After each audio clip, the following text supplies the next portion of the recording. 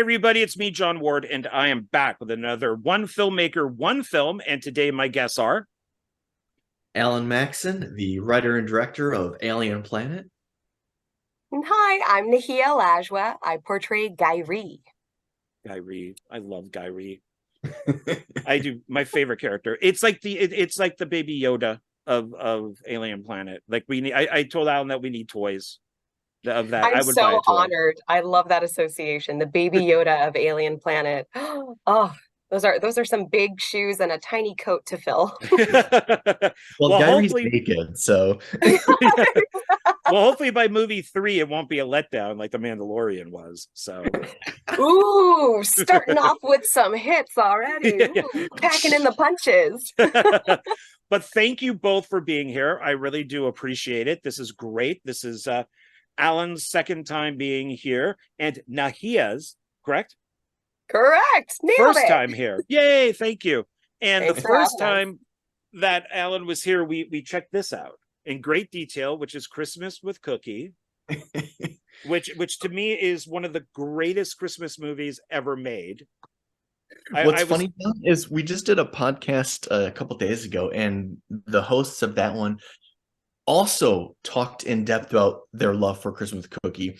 And by the end of it, I was questioning, was this an episode for Alien Planet or Christmas Cookie? Because their love just kept interrupting everything with Christmas Cookie through the whole episode. Well, if you remember, my notes for it were like that thick, and I took pictures on my phone and I was holding them up to the camera, so you could see what I was talking about, because it was so crazy. The whole movie was so insane. So people need to go see this or buy it. I mean, I love this thing. I think it should be viewed every Christmas. Well, it's on all of the streaming platforms, Apple TV, Amazon, Tubi, whatever you want. Go find it. And it's bloody as hell. Which one has more blood, that or Alien Planet? Ooh. I can tell you gallon-wise, but I'm curious what you think eyeball-wise. I'm thinking maybe Alien Planet. It's interesting that you think it's that close of a call. You have to think that hard, because gallons-wise, Alien Planet beats it by miles. There's 11 gallons of blood in Alien Planet. Oh, wow. How did you figure out the gallons? Because I just bought have them it in Oh, because you bought them. Budgetarily. That's funny. That's exactly how much I know. We used exactly 11 because we used every bucket. Well, and Alien Planet, yeah, it's bloody. I wasn't expecting it to be that bloody, actually. It surprised me at first. Sci-fi movies are typically not that bloody. But but yours are. Well, I just wanted it to be fun.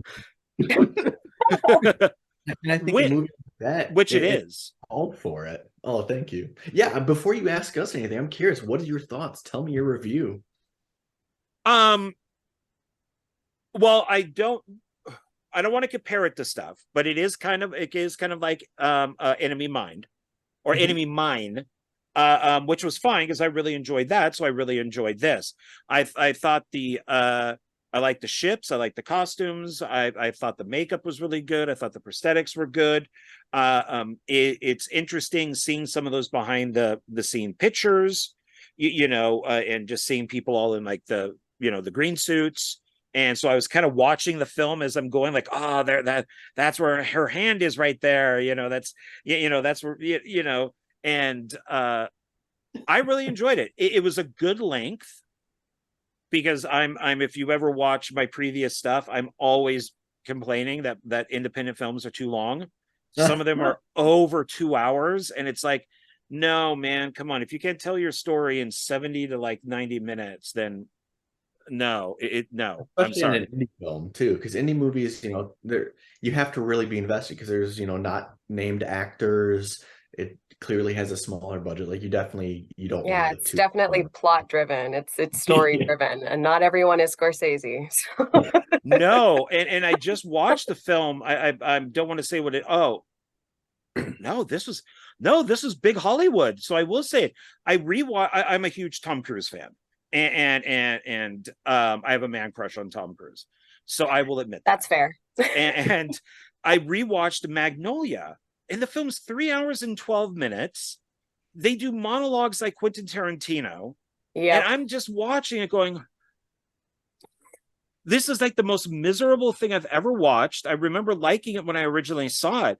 So even big Hollywood movies with big actors, Academy Award-winning actors, I don't want to see a movie that. Now, with that being said, I did love the new Mission Impossible, which was almost 3 hours long. So I guess I'm a little hypocritical, but that might have more to do with your crush on Tom Cruise than the actual length of the movie, though. So I mean, it's all relative. I mean, this is how stupid I am. I went out and I bought this all on the Mission Impossible. That's not stupid. That's dedicated. Yeah, I mean, it's just all about the movies, and it was $13. That's cool. But that's how much of a geek I am. So But But before we continue with Alien Planet, what is your favorite Tom Cruise movie? Because I'm curious about this. There are so many good ones. So what is your favorite Tom Cruise movie? Yeah. Oh, I've got them. I'm ready, but I want to hear John's first. Especially from a man crush standpoint. Exactly. Look, he's going through the entire Rolodex too. Yeah. Because I've been rewatching a lot of them. I don't know if I have a favorite, like an absolute favorite. Ooh. I really like The Firm. I love all the Mission Impossible movies. I'm a big Jack Reacher fan. Okay. I will say this, so maybe this is it. Last year, my favorite movie was Top Gun Maverick. Oh, it was so good. It was so good. Yeah, as far as my favorite Tom Cruise movies, the first Top Gun, the original Top Gun, is definitely high up there. But so is Cocktail. So I mean, Cocktail is like one of the greatest bad movies ever made. It's so indicative of the time. Like Risky Business. Yeah. It's all indicative of the time. We're like, oh, okay, yeah. It's basically just Top Gun with alcohol. It is really fun. I mean, Color of Money is great. I mean, all that stuff. Cruise Like Thunder is really good, and Vanilla Sky I've come to really like when I didn't like it originally. Oh, that's true. Yeah, that one kind of flew under the radar, to use the reference. Yes. Alan, what's yours? Oh, my favorite Tom Cruise? Probably no surprise to anyone, but Legend for sure. Shocking. Legend is good. Right. That's actually the film that kept him in show business. So he was going to quit. The whole set and everything got destroyed, and he was going to quit. And it was Ridley Scott who convinced him to stay on. And then he went to go work with Tony Scott with Top Gun, and well, the rest is history. Wow. So if he wasn't convinced, he'd probably just be working at 7-Eleven or something. And yet another example of Ridley Scott's genius. There you go. That's right. There you go. Till a certain age. That too. So, still want to know what happened to his brother, but I guess we'll never find out that. So, or Ridley, we respect you still, bro. Don't be hurt. But so with Alien Planet, but I do like the Tom Cruise talk because I don't get to talk to a lot of people about that. So we'll talk. We'll start every combo with Tom Cruise when we talk. So Tom Cruise Planet is 20 Tom Cruise. It runs 82 Tom Cruise minutes. Can we do it like that? Yeah. We'll just cruise right through this podcast, guys. Oh. Very good. I like that. So it came out this year, so I don't want to give too many spoilers to people because I really liked it, and I think that last 10 minutes really should not be discussed because that's what I was getting tired. It had nothing to do with the movie. I was just watching it a little bit late, and then all of a sudden I perked up. I was like, what the hell? Good. Yeah, what's going on here? And it had nothing to do with the film at all. It's just I'm 55 and I fall asleep at like 8 at night. So if I fall asleep on this podcast, just wake me up because it may be my bedtime. John. Or just go, Tom Cruise. What? What? Where? Where? So I want people to watch the film, but especially those last really like 10 minutes, I thought really stood out. But don't skip to it, because it means nothing if you go right to the No, you got to watch the whole thing. You got to watch the whole thing. And it's, so I'll start from the very beginning, but avoid spoilers. So we have Monster Maxson Productions LLC. What is that? Well, that's me. I'm Monster Maxson, and so when I opened my production company, I just named it after myself. And it wasn't LLC. Why are you Monster Maxson, Alan? Do you portray monsters? Is that what we're getting at? See, I got you. Steer the course. For some, I was just channeling my inner Obi-Wan. I was like, of course I know him. He's so. Well, I have stayed true to something that we discussed on the last video, which is I said, because Andy Serkis has not won an Academy Award yet, I will never watch the Academy Awards again, and I have not. So I think that that's if they can make that a special effects category was because of Rick Baker for American Werewolf in London. Why can't they do one for people like Andy Serkis and yourself, people who do these kind of like creature, what is the exact name for it?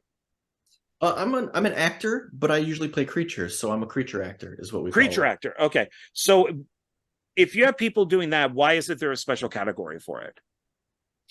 Why? Yeah, exactly. I mean, even with what you were doing, it's just with just the hand of the puppet. That's the same type of thing. You're controlling a creature, and you're being digitally removed, and there should be and if I am touched by this little creature, that to me, right. Yes. Yeah, that's it. That says you're doing a great job. Why are you not being nominated? It is true, and it sucks, because it's like the thing, and I find this, the career paths I've taken, I guess I'm just destined for thankless jobs. But it's like my career is, I'm a creature actor, and by day I'm also a television editor. Both jobs are the same in the sense that award shows either ignore both of them, or they don't actually understand what's involved. And you're never thanked, and you're the most important. Like monster movies, I mean, Predator. What's this movie about? Oh, the fucking Predator. But yet people only want to mention Carl Weathers and Arnold Schwarzenegger. We got that scene with the arms, with the exactly. I use that meme all the time. Yeah. And then same with editing. Like anytime I see awards for editing, I watch the movie and go, that was the easiest fucking thing to edit. It's just shot. Slow, long, and shot. And it's like, they had a script, and it told them with a circle take which fucking take to use. And it's like, I think sometimes these award shows, they see like cinematography, and somehow they go, great editing. And you go, no. Like, really be given editing awards to like every reality TV editor, because they're making garbage look fucking awesome.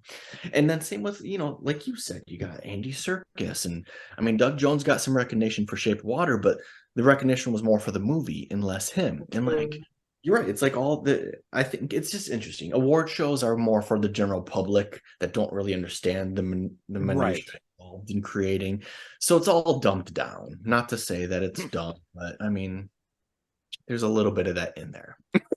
So what about kind of doing like an Expendables with those actors? So it could be like it could be, Ray Park could get in there. It could be Andy Serkis, and it's all these guys that play these characters, that we know nothing about, because we wouldn't know Ray Park because he's Darth Maul, like he has all the makeup on. So if he's walking down the street, you may not even recognize him. Well, I gotta say, that's kind of actually partially what Alien Planet's intentions were. Like, obviously I was never going to get all of the A-list creature actors, but there's no humans in it. So to me, this was like bringing all of the elements. I love puppets, monsters, and alien characters. Put them all in one, make one badass movie with no humans. So kind of that's what my intentions were, even though it's not, if I had to pick, it'd be Doug Jones, Doug Tate, all of them. But Doug Bradley's Doug is the thing, I guess, you know. Yeah. If you are named Doug, you are just destined for that career path. Exactly. Yeah. Well, so how do you pick actors then for these type of things? Like for instance, how would you pick somebody to play Guy Reed? So because indie films have not a lot of money, and there's a handful of things. It's budget, it's also time, because you can only afford so many shoot days. Trust is a huge thing. You have to trust your team. And so actually my actors, and Naiia included, I chose from people I've worked with previously as an actor. And so I was like, everyone I chose is not gonna fail me.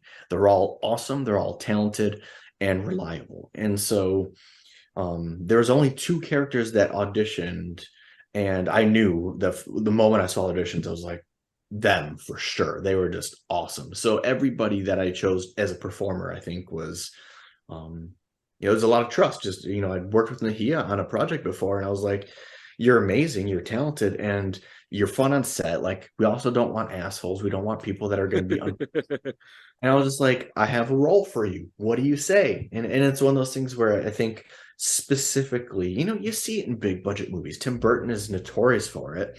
I'm grateful because I love all Tim Burton's movies, but like, I think on indie films, it's essential because of your restraints is you have to pick people that you rely on 100%. You can't have a day where, you know, oh, I cast this girl Naiia and suddenly she dropped out. Like, no, I gotta have I know is gonna be there. Well, Naiia, did you drop audition? Out? Oh, she didn't. No. So no audition, no. I mean, did you want to play a different part and this is the one you got? How did you come across this? So so when Alan calls you to work on a project, like this is for future actors too, if you get the opportunity and you hear Alan Maxson on the phone or whatever device we're using at that time, just say yes, because I guarantee you it's going to be such a fun time no matter what the premise is. And like Alan mentioned, we had worked together on another creature feature, and that was also kind of zany and fun. And when we first met and we kind of got to know each other, I mentioned, I was like, oh, well, yeah, I too am an actor, but I also do other fringe on-screen work is what we'll call it. Like I do stunts and I do underwater stunts specifically.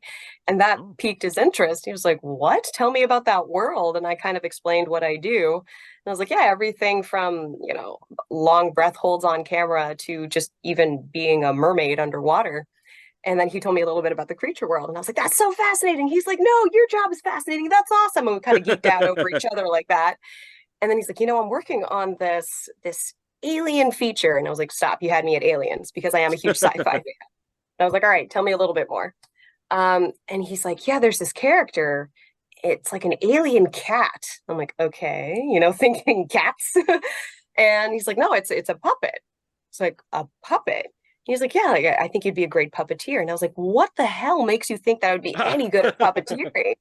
I was like, because up until Alien Planet, I had never puppeteered before. I mean, I've always been fascinated because I think it's great. I do enjoy puppets, but I had never done it personally. And so my draw to the role was I will always take on a challenge. And the fact that it's Alan's production, just like, oh, game on. Like, this is where I get to have fun and learn in the process. And his reasoning was, well, if you can manipulate a mermaid tail, like a 20, 30-pound piece of silicone, and make it look like it's actually a part of your body, that's essentially what you're doing, but on a smaller scale using just, you know, limbs. I was like, sure, that sounds great. How hard can it be? Enter Alan Maxson. And he's like, wow, put on this green chroma key suit and let's get cracking. But it was such a blast. It truly was. And like, honestly, whether it's as a puppeteer or as an actor or whatever he would require of me on set, I would still 1,000 times say yes whenever he calls and he's like, hey, I got a project. I'm like, done. Let me know the dates. It's true. We worked together a handful of times since, so she is not so many times. You were actually the last person I cast, Naiia. I think I had everybody cast and I was still looking for a puppeteer because it's such a very specific thing. And all the people that I had already in my pile that I've worked with that were actual trained puppeteers were all booked or busy or whatnot. And then it was just like magic on set. I saw, or when I heard what she worked with, I was just like, that's it for sure. And by the way, John's a big fan of Full Moon, so we met on a Full Moon movie as well. Yes, we met on Full Moon features Gingerweed Man.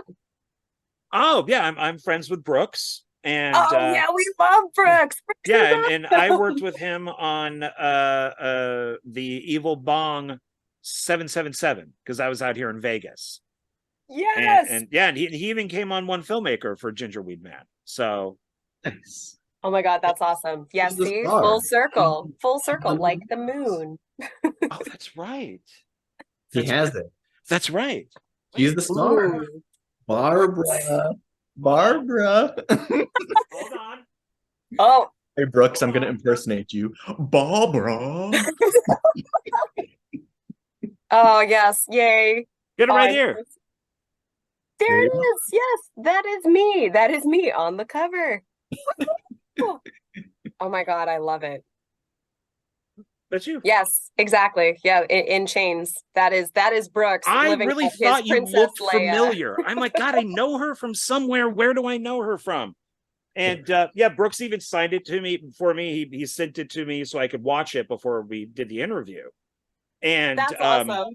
So that's where Alan and I met. So literally us in a fight scene with me bikini clad, a la, Princess Leia. See, now everyone's going to have to watch Gingerweed Man too to see that. I'm also on the cover. I'm the hooded guy. Where's back? Oh, whoops! Oh, hit my face. Back there. That guy. That's it. Hold on, I got to put it in front of me, or it actually took me like I think I seen the poster. Honestly, Naiia, I saw the poster so many times and I didn't even realize I was on it because like I'm in a cloak and I'm like up in the corner and then I saw it one day. I was like, wait, have I always been on this? And I kind of went back to all of them and I was like, oh, well, that's cool. Yep. And I've also noticed that you are always cloaked in so many movie posters, Alan. That's like you're just perpetually in like Jedi mode. You're right. You're right there too. Yep. See, yeah, that's us. You're like, oh, she's familiar. Yeah, I did. I was wondering, like, wait, I know her from somewhere, but I didn't think you're right there. Man, you're all over this. You're right there too. Puppetry, just Naiia and puppetry. Like it just I'm chatting with puppets. I am portraying puppets. That's in the cards for me. Yeah. You've puppeteered like what, 5 different things now? Yes. So thanks to Alan, thanks to Alien Planet, and just opening up, I guess, that gate for me. Now I have puppeteered on several other projects. I didn't realize that I would turn into a thing, but it was so much fun to do. And working with Alan, who isn't necessarily a puppeteer, but as a creature performer, he was able to instruct me on how to manipulate Gairi and where to place my body, and especially from the eyes of the editor as well, how to make it so that he could make his life easier after the fact in post. And that was the awesome thing about working on this production, is that everything truly was streamlined. I mean, and not all indie films are like that. It is, I'm assuming we can swear on this since Alan has please do. several F-bombs during his therapy session. My favorite word is fuck. So I mean, it's fun. But you have to use it in an intelligent type of way. You can't just use it in like a barbaric or white trash way. Understood. So only the eloquent fucks must be given. That is correct. And also, I'm pretty sure fuck is your second favorite word. I'm pretty sure Tom Cruise is your first, like, compound word. There we go. Would that just be one word, Tom Cruise? Would it be fuck Tom Cruise? Oh, no. Tom fucking Cruise. There we go. Talk about I never want to meet him. I don't want him to be a dick. I just don't want him to be a dick. I just don't. I've actually heard wonderful things. So have I. I do know, like I've heard nice things. So I mean, we'll leave it at that. Yeah. But yeah, coming back to the original reason, I was like, oh, are we swearing, etc. Well, because indie films can absolutely be a shit show, and working with Alan, they're not. And I think it's because he's such an empath. Like, he knows what everyone's going through, and he's like, look, guys, I know, like, we have long days. People are in creature makeup. It's hot. We're in the desert in some locations. Like, we just want to make sure that we have a good product, but done as efficiently as possible. So everything is absolutely streamlined. Like, everyone's first day on set, we had these literal binders that were like our personal Bibles of everything about the character and like reference photos. Oh, cool. And like the universe that we existed in. And I was like, are you kidding me? And I'm very type A as well, which is, I think is why Alan and I gel so much. So I had my own little mini folder. And when I saw his big folder, I was like, yes, these are my people. Into it.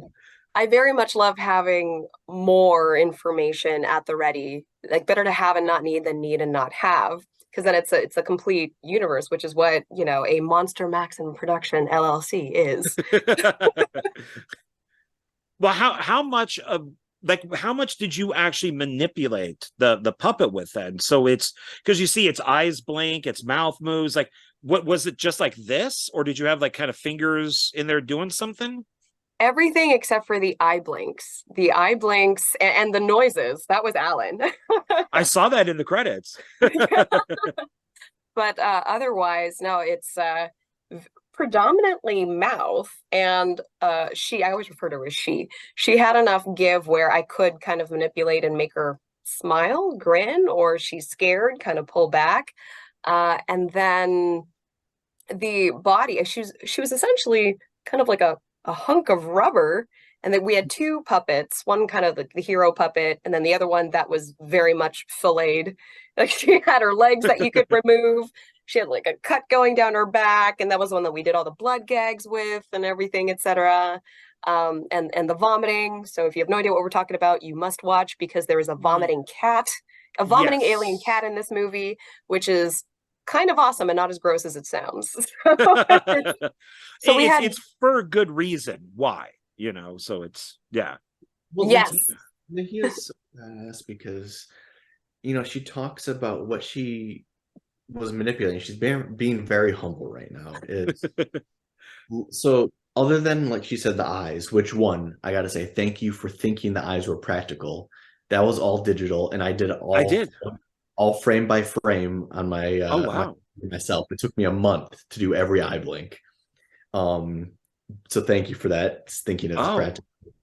But Naiia was so badass because she manipulated everything. When it comes down to the walking, she was able to, without articulation allowing the legs, she was able to manipulate the body to look like the legs are moving. The hops, the way the body curved and arched, the neck, everything she did, like, it was just so, I will never hire a different puppeteer again. Like, genuinely, she did so awesome. And it was also, she, you know, she talks about putting up with crap on set. She was such a badass where she did planks. It was like, because you have to hold the guy up with one arm. So she's doing a plank with her body. She's laying on the ground for the whole take for hours on end. And she loves to give me shit for it, so I'll let her. But she bad situations where so evidently, I apologize for this, Naiia, there was a dead bird like near her at some point, and she's sitting in cactus and dead animals, and but cats like dead birds, so you know it'd be okay. She was in like picker bushes and near cactus and things that were very precarious, and it would always be like, Naiia, are you okay? And can you give me more? And she'd say, I'm okay. No, I can't. Or yes, I can. And she would she would stretch her body as far as she could. She would do everything possible. And she'd be holding this plank, and you could tell it's like, damn, that girl is working hard. And I just feel like, you need a rest. And it's just one of those things where, like, I will never thank you enough, Naiia, because you were a badass. Your performance is amazing. And, like, I don't know, you were great. So thank you.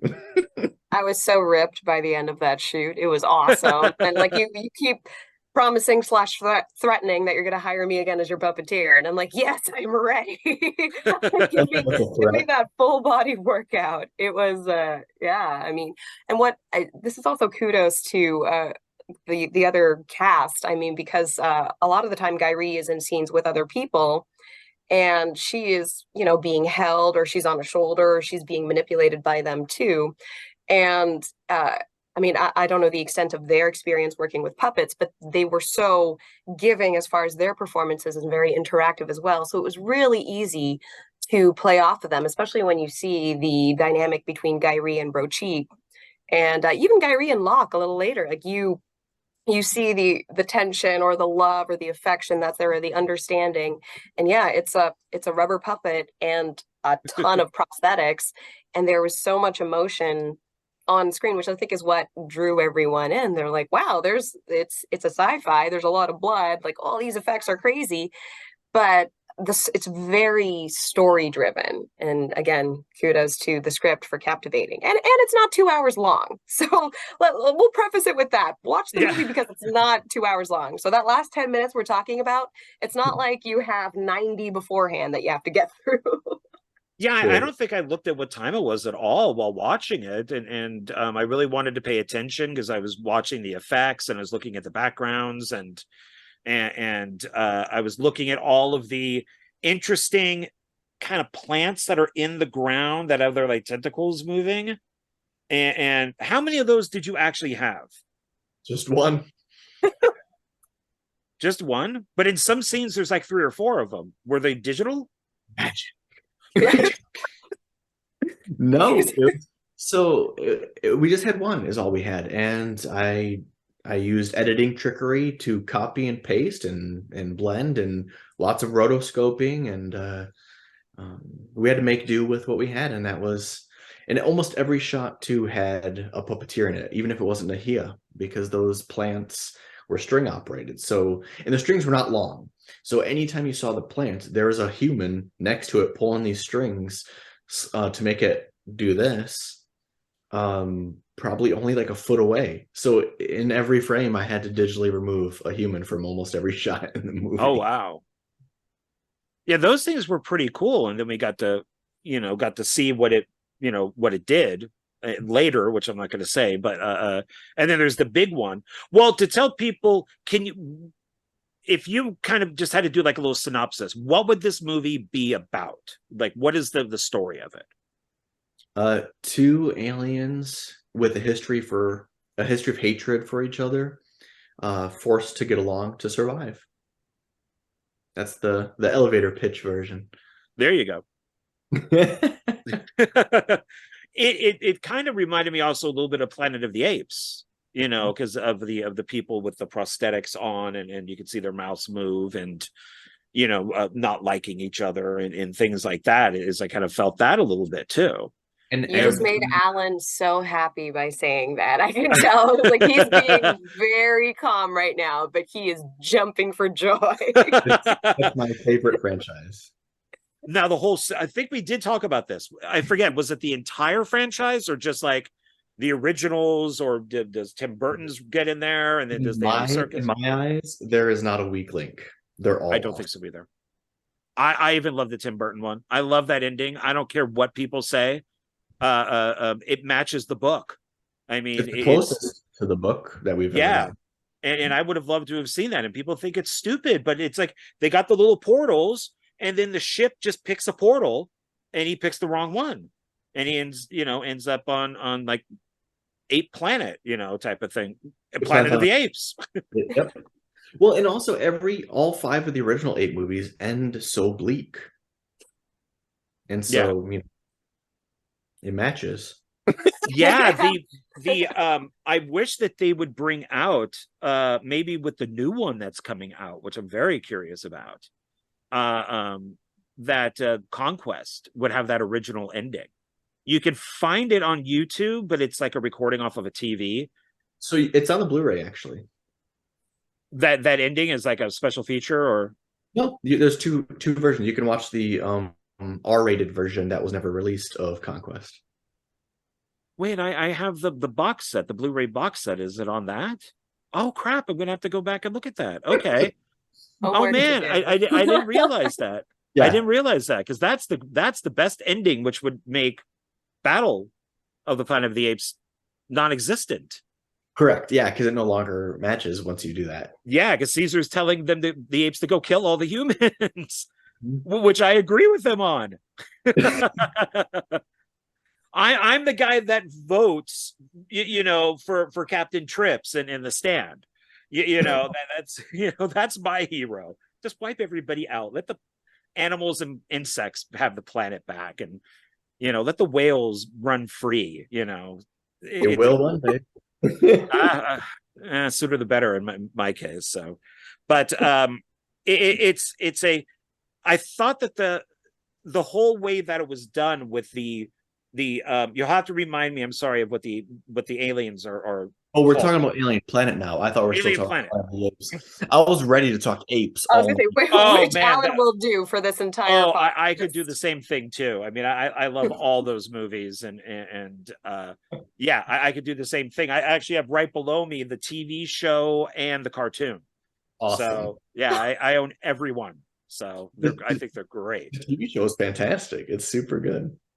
Yeah, I love the TV show that they use the backlot for like Fox, and they keep going past the same building all the time, and the same movie theater is in there, and like episode to episode, even though one episode is LA, the other one's supposed to be San Francisco, and it's just like, wait, it's a theater chain, I guess, they can have them in both places. So making up excuses for them. So yeah, but with Alien Planet, so we have the idea that the one race, now who's the evil race? Who's the bad guys? Is there one? That's the question, is who is the bad guys? I think bad and good is irrelevant, because bad and good is based, it's just like in real life. Would you say there's a bad race on Earth? No, it's bad people. And I think individuals make bad decisions. And you even see that in the movie of some of the, what we call heroes, make bad decisions in it, or evil decisions or malicious decisions, but it doesn't make them the bad guy. I think the point of the movie is to show that it's about individuals, and that's how you determine the morality of each person as an individual. But if you're to ask a different question of who's the oppressor, then I would say the Kamins. 100% the Kamins have oppressed and took advantage of and continually beat down the Lokine. The Lokine are technically the underdog, but I mean, you see moments where Locke has made malicious decisions, and then even Kak, towards the end, he makes a very bad decision. Oh, yes. Yeah. So yeah. And I don't know. It's just, it's a big question. It was a good question you asked, because the answer lies in the viewer of who is the bad guy. Well, yeah. And I know some people won't like this, but there is a movie that came out a long time ago. I want to say probably the early 90s, called The Terrorist. It's a foreign film. And it's who is the real terrorist. So if you have somebody go into a cafe strapped with a bomb, they don't see themselves as a terrorist. But the people that witness the bombing will say that's a terrorist. And so it's all that perspective of of what the person thinks that they really are from side to side. So who really is, would technically Jan 6 be terrorist? Well, not in the minds of the supporters. So they're patriots. So to that side, they're patriots. To the other side, they're terrorists. Like domestic terrorists. So so I found that to be interesting in this. And it seemed like a lot of the times is both species were going off of what they had heard, not what they actually met. Like they haven't met any of these people. And they talk about like how they're smelly and they're gross and they're not. None of them are. Neither one of them are. They're perfectly fine. I think it's a mixture of both. I think what you say is true. Yeah, they definitely have comments of how they smell, but then they realize, like, once they're there, there's a moment where Locke says it to Brochit to antagonize him, but does she actually think it? Maybe not. Maybe she's just saying it because of what they've done. But I think there's also a little bit of what they've truly experienced too, because Locke did witness them kill people that she cared about, and they were forced immigrated to a new planet. So like they do have, I think, real reasons to feel these ways, but it's also buried in misinformation and prejudices and false things that they've heard or just said. It's mirrors humanity, as everything does in a way. How appropriate as far as release time for this film as well, in terms of, without getting nitty gritty into like political, whether it's here domestically or even on an international scale, you can definitely see the parallels between Alien Planet and just what's happening in the world. And I think by keeping everything general, Alan did an amazing job of making it so that everyone was relatable. There is no perfect good guy and malicious bad guy. Everybody has both aspects, which is innately human in a movie that has no humans. So it's that's what makes it relatable, because if you have humans involved, if there's humanity there, then it's a little too close, it's too personal. Whereas if you can distance yourself from it and say like, oh well, I'm just enjoying a sci-fi film with creatures that don't exist, then I feel like that's when the key messaging actually seeps in and makes you go, oh, that's what this is about. Interesting. Like I think you've seen this the last, the sad thing is I feel like you mentioned perfect timing. The sad thing is perfect timing anytime, because Earth has always been this way. Humans have always been like this.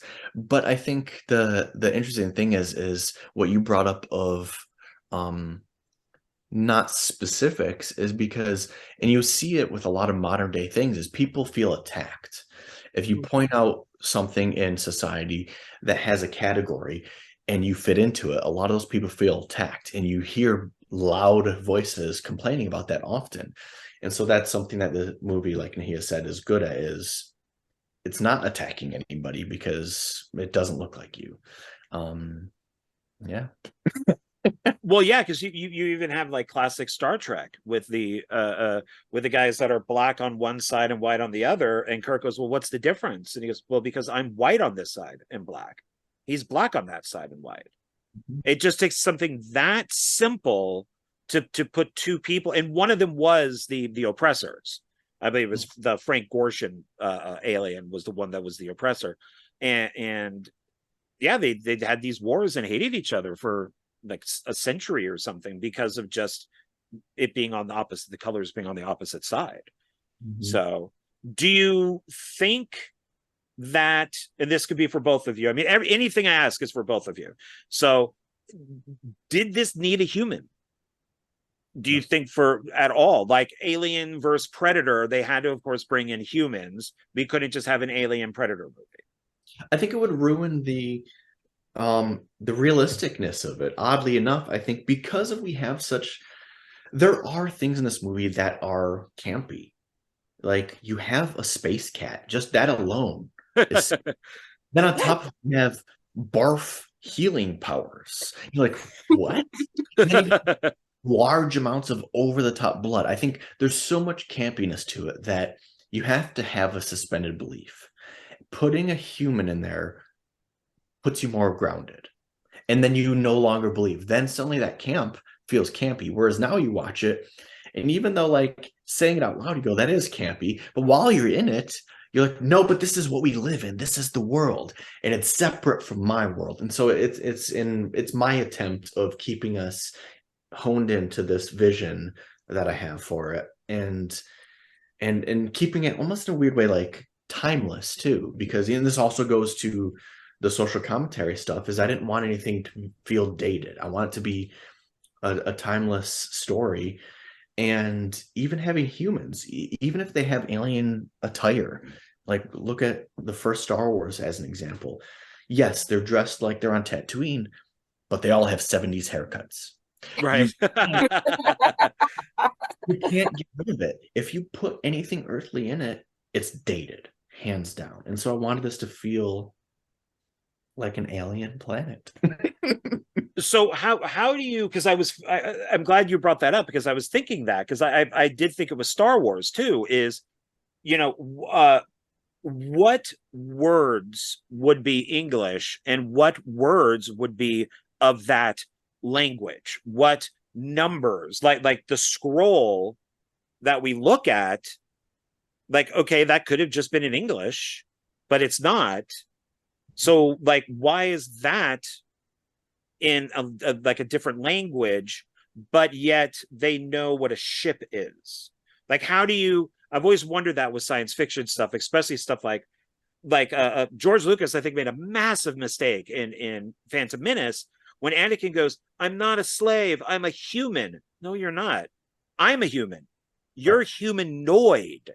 Right. You know, so you wouldn't know what I know, but yet you know what a ship is. You know what a glass is. How would you know what these things are if you're not from Earth?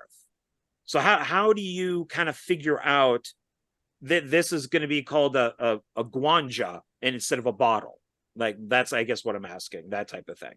So I chose it based on what the audience would know without any context. So there are certain words in there. You heard words that I created in the movie, and I chose them in ways that you can use context clues around it, and you don't need to ask any questions. But if you create a whole new language, you call everything something different, it's going to have a hard time to follow for the audience. So I had to make sure to use certain things. And then there's also words I avoided in it too. I think, there's a few. What was the one? There's a specific one that I remember I had to like pull out the thesaurus to be like, how do I avoid this word? But yeah, so I chose things like that, and then I made up certain words that felt right for particular stuff. And yeah, it was just it was based on my knowledge of all of the sci-fi I've watched. Storytelling was a huge part of it. It was just a matter of how can I tell a story and they can continue to follow. And did that answer your question? I think yeah, it does. I'm just, start the first, I hate calling it A New Hope, but A New Hope has, what is it, like the green milk or the blue milk? And it's like, okay, so Lucas wrote down for the props department to not have white milk. It has to be a different color because it's on a different planet a long time ago, type of thing. And it's like, but it's milk. But yet in the god awful Last Jedi, Luke is drinking milk out of the animal. It's so horrible. Which is the best scene in the whole movie. I hated that movie. God, did I hate that movie. Thank you, Rian Johnson, for ruining everything. Actually, Kathleen Kennedy ruined everything. But the same thing. So Zod, what they drink, which is like the native water to Rakachi, is purple. And I did that on purpose. It was in the script and everything that I didn't want it to be clear because it's too human. And I think just subtle stuff like that, which I actually give props to George Lucas for. Like, I agree with his decision to make blue milk instead of white, because it's just the little tiny things that keep you separate from Earth. Whereas if Aunt Beru is pouring white milk, you might question, is there a cow? Right. Yeah, what animal did that come from? But if it's blue, you giggle and you go, yeah, in real life, I know they just put blue dye in either milk or some sort of white substance, but it keeps you in that universe that George created. And so I took a hint from that because I actually agree with him. And I think it was wise, even though it's silly and corny. But I mean, it's a movie. Movies are silly and corny. So it's just a matter of suspended belief, I think. That's my mentality. I would assume George had the same thought process, but we can ask him on the next episode when he's on with us. Yes. Also, filmmaking wise, I mean, I think everything was done exactly how it was meant to be, just strictly filmmaking wise as far as budget. Because I mean, if you take into consideration that, okay, let's say, because he kept the blood, for example, blood is red in Alien Planet. Talking about Alien Planet again. I thought we're on Star Wars still. No. We were talking about Tom Cruise. What? Tom War Star Cruise. What? Was in Planet of the Apes, and then the Full Moon Universe. But so in Alien Planet, I mean, the blood is red. And could you imagine how much that would have entailed if they needed to have separate colors or different colors, or even in terms of linguistically, speaking about the languages, having just subtle changes, like, okay, we'll have this as a swear word instead of using fuck. And you see it across sci-fi, like Alan mentioned, and it's just it all comes down to the actor's delivery. If you say frack on, Battlestar Galactica, everybody knows you're saying fuck, just in that universe. So, and you know, Hunter and Alexandra did that. An Alien Planet, like their delivery was great, and it was very believable. The language, the little bits of the language that were incorporated were very believable. But had there been an entire language or alphabet created specifically for this, like, could you imagine then having to consider subtitles after the fact or dubbing after the fact? Like, I mean, it's all like their time is money. So also, there actually was an alphabet created on that map. That's a real alphabet that my wife created, and it has a hidden message if you can decipher it. Ooh, there you go. Easter egg for all the watchers. I was gonna ask. I was gonna say, if I did a screenshot of the map, would it make sense to her finding the vial? Because she's looking for the vial. Both are looking for the vial, which will save the planet, each planet. And does the map make sense to where she's going? No. Ooh, that would have been a lot of thought. I was like, that was meta. That was deep. It was a real alphabet that my wife Kaylee created. But since we knew no one would know what it says, she wrote a love message to myself and our cats. Ah, that's awesome. So if you decipher it, it'll say like, I love you, Alan, Zira, and Lily, or something like that. Before we had Dwight. Dwight's a new addition. I was going to say, this is pre-Dwight times. This is PD. Now you just have to go in and just kind of do like one of those things like where you add a word in, you know, and put his name in there too. The hot shot first thing, but we'll do a Dwight added to the map thing. There you go. So it's So with talking about like languages and milk and all that stuff, how do you make, I'm assuming, an LA desert look like a totally different planet? Because I obviously recognized a couple things in there, Vasquez Rock and stuff like that. How do you, especially on a lower budget, how do you make LA desert look like a planet? Well, it's interesting. I'm believe, other than the few scenes that you recognized, you're saying that you thought it was successful in accomplishing that. Yes. But as you know, like if you watch, you know, some Terminator and they go back in time, I mean, how much money that must have cost to destroy LA and have all the skulls, or if you're going to, you know, go to a different planet. I mean, they're spending billions and billions of dollars on this. I'm exaggerating, but it's for something that's more on a lower budget. How do you, and I thought it did work. What do you look at when you go on location and go, that looks alien, that doesn't, this does? It was less about, so my trick, I guess, here's a trick of the trade for everybody, is it's not about what looks alien. It's what takes me out of my false world I've created. And if I'm looking at something and I go, that looks too Earth, that looks too, you know, recognizable, let's not shoot there. And we had a handful of shots that the camera team did recommend that I was like, just something about this, it's too Earth. Let's just nudge it over, get that out of frame. And so it was a lot of avoiding things that triggered an emotion in me personally. It was all my just subjective opinion. And the only exception I would say is Vasquez Rocks. And that's, to me, because it's so iconic in every other sci-fi movie that I go, it's almost like, you know, it's on Earth, but because so many movies say it's not, it works. Right.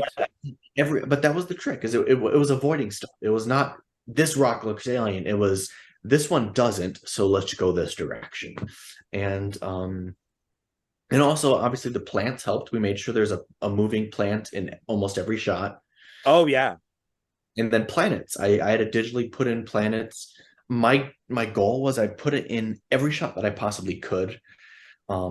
Anything that had too much movement that my tracking couldn't grab onto, or if there's just too much camera movement, anything, like I chose not to, but any shot I could, I'd put a planet in the sky just to keep us in this world.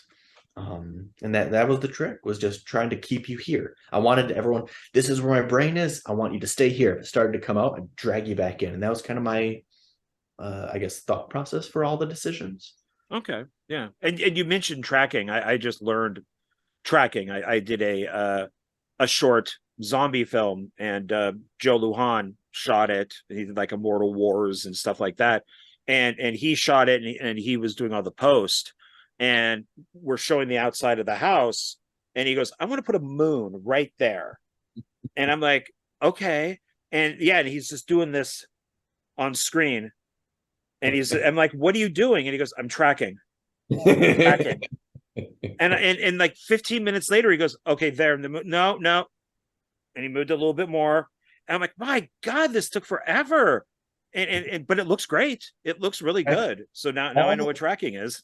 All those little things, they're so fickle. Like tracking, if you do one little adjustment, the moon will just suddenly go across the screen, across, and you're like, "Whoa, I didn't do that at all." So you have to like start over. And I said before, it took me a month to do the blinks. The Dweller and Gyri, I did frame by frame. I zoomed in and I painted their eyeballs and I blinked it, and I just put on music, and I did it for probably about 2 or 3 hours every night after work for 4 weeks. Just music playing and just eyeballs, and it took forever. And but it was worth it. To hear you think that was practical, fuck yeah. Yeah, I figured I wasn't sure if it was being operated from inside, or maybe somebody was, over there, using like a little control on it. So yeah, I thought that it looked very good. Yeah, so it looked great. So yeah, I mean, I just really think it's a good film, and I hope that it does well. I mean, it's to what I was thinking is, while we were just talking, is, of course we brought up Planet of the Apes and stuff, is what if they were on Earth the entire time? Like the camera just goes up a little bit, and then there's all of a sudden, Hollywood. It's all broken and this is just 1,000 years in the future, and it's now aliens, and they're calling it a different name, but it's actually Earth. I mean, anything possible, I guess. Even nowadays, so you could walk around Hollywood and be like, "Yeah, this is kind of like an alien planet." Oh yeah, definitely. It's all relative. Well, yeah, because as you were saying that, how you had to like remove stuff. It's like, what if you accidentally missed a telephone pole in the background? Oh my God. That was actually a painful thing. There was a few shots that we had telephone wires and stuff, and I didn't know it when we were filming.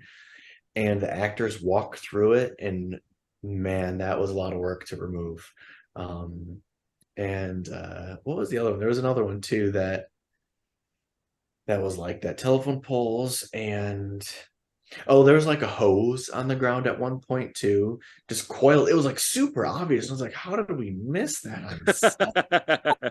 I had to paint that out. You had a lot on your plate, Alan. You couldn't, I mean, as much as you had your hands all over everything, and like there were a few that slipped through the cracks. Like you wore many hats throughout the entire production. Yeah, that's in that's a great thing to have, because like Joe Lujan does the same type of thing. So I mean, if you're somebody who can write, direct, act, edit, VFX, even make the poster and do all that stuff, I mean, I could do maybe 2 of those things out of like the 50 things that Alan can probably do. So the poster was my wife. I did not do that beautiful thing. And then the VFX, while I did the blinks and the puppeteer removals, all of the heavy VFX, like the gunshots, the spaceship compositing, all that stuff, I have a VFX guy that did it, so I cannot take credit for that. John, you are petting a cat, right? Is that yes? Is that what about 5 minutes ago, I kept noticing your arm. If you're instead of watching, I was just like, what is he doing off screen? Yeah, this is a very friendly animal show. So it's, if a cat comes into the background or wants to sit on somebody, that's fine by me. I have Boris and Natasha, brother and sister, and he gets very jealous if I'm doing this. And so my table is all filled with stuff, and so he'll sit right here and just want to do stuff. So, and if I don't, lap too. What's that? Zero was just on my lap too. So I saw that. I saw her little disturbance go by, and I was like, oh, Zira's in the shot. See, named I after always Planet of the Apes, by the way, Zira. Yes. Yeah, there you go. So that on purpose, I'm taking it. Of course, yes.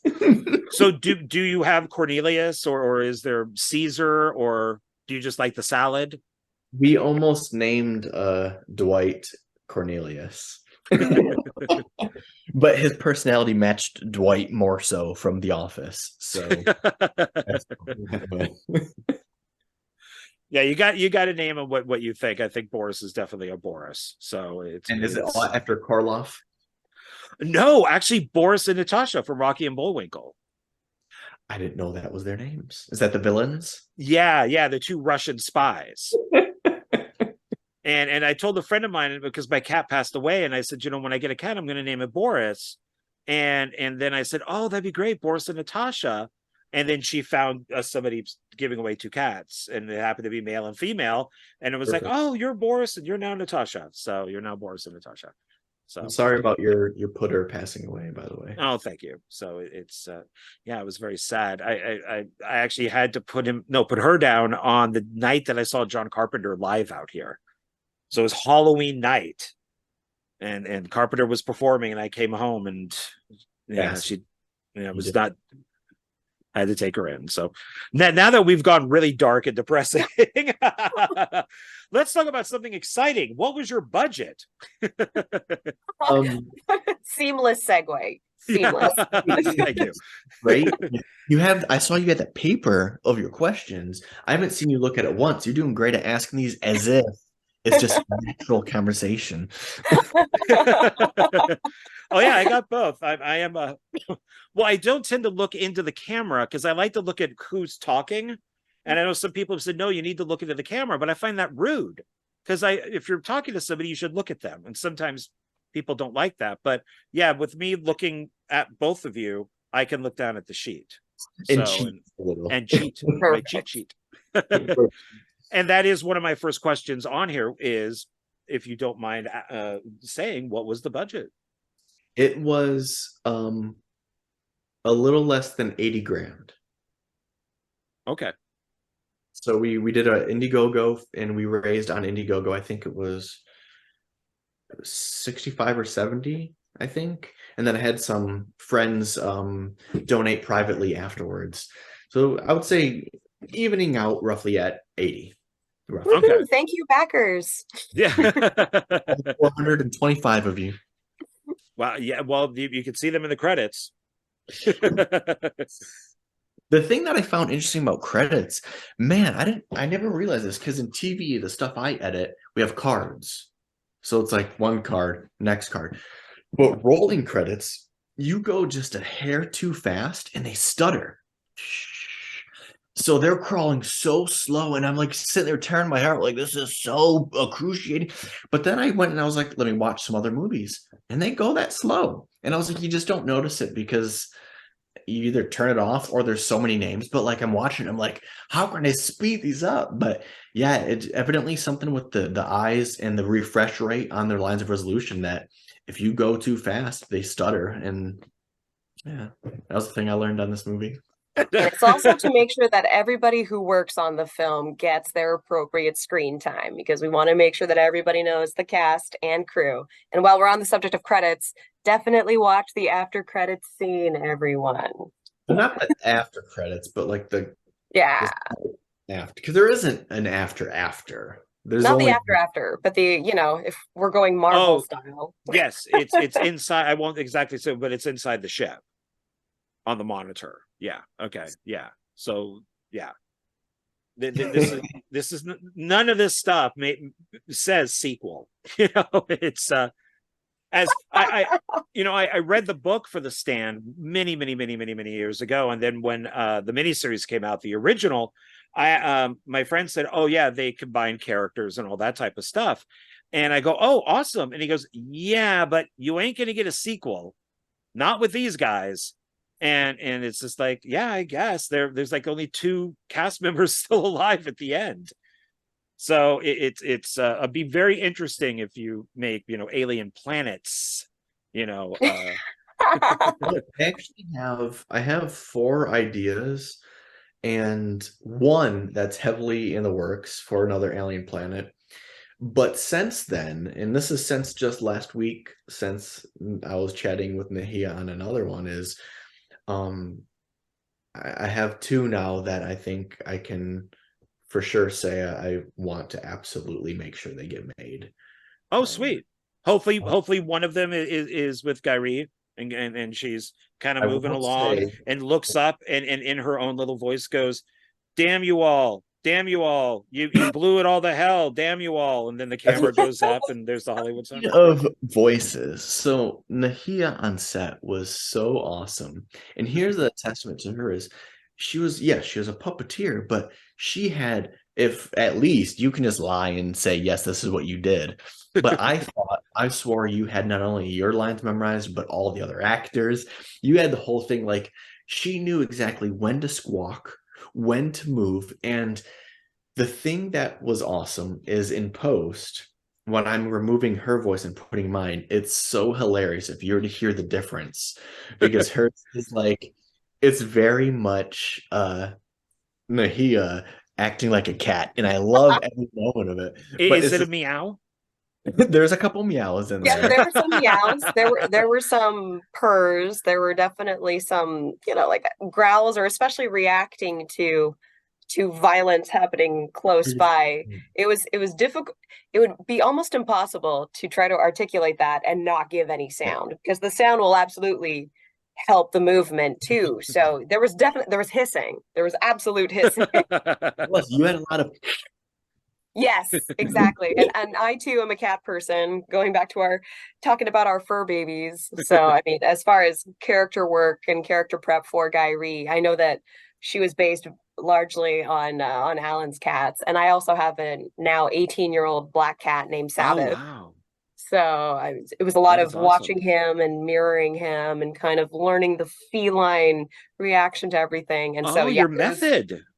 This arm was so method. Actually, I can't even say this arm. It was also my left. It was. So I was very ambidextrous throughout the entire thing. So if somebody cut their finger on set, would you go and like throw up on it because you were so method? You'd be like, I can heal this, and you just throw up on the cut. Yeah, except it wasn't me throwing up. I would go over there with my hand to just be true to the character. Exactly. Just be like, let me help you.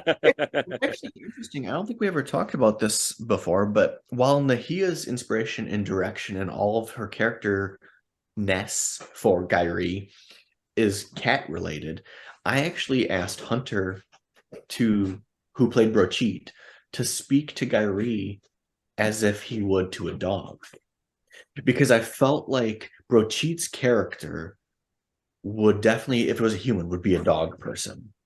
And I feel like even if he was with a cat, I felt like that type of person would treat a cat the way you treat a dog. And it's different. You act different towards a cat and a dog.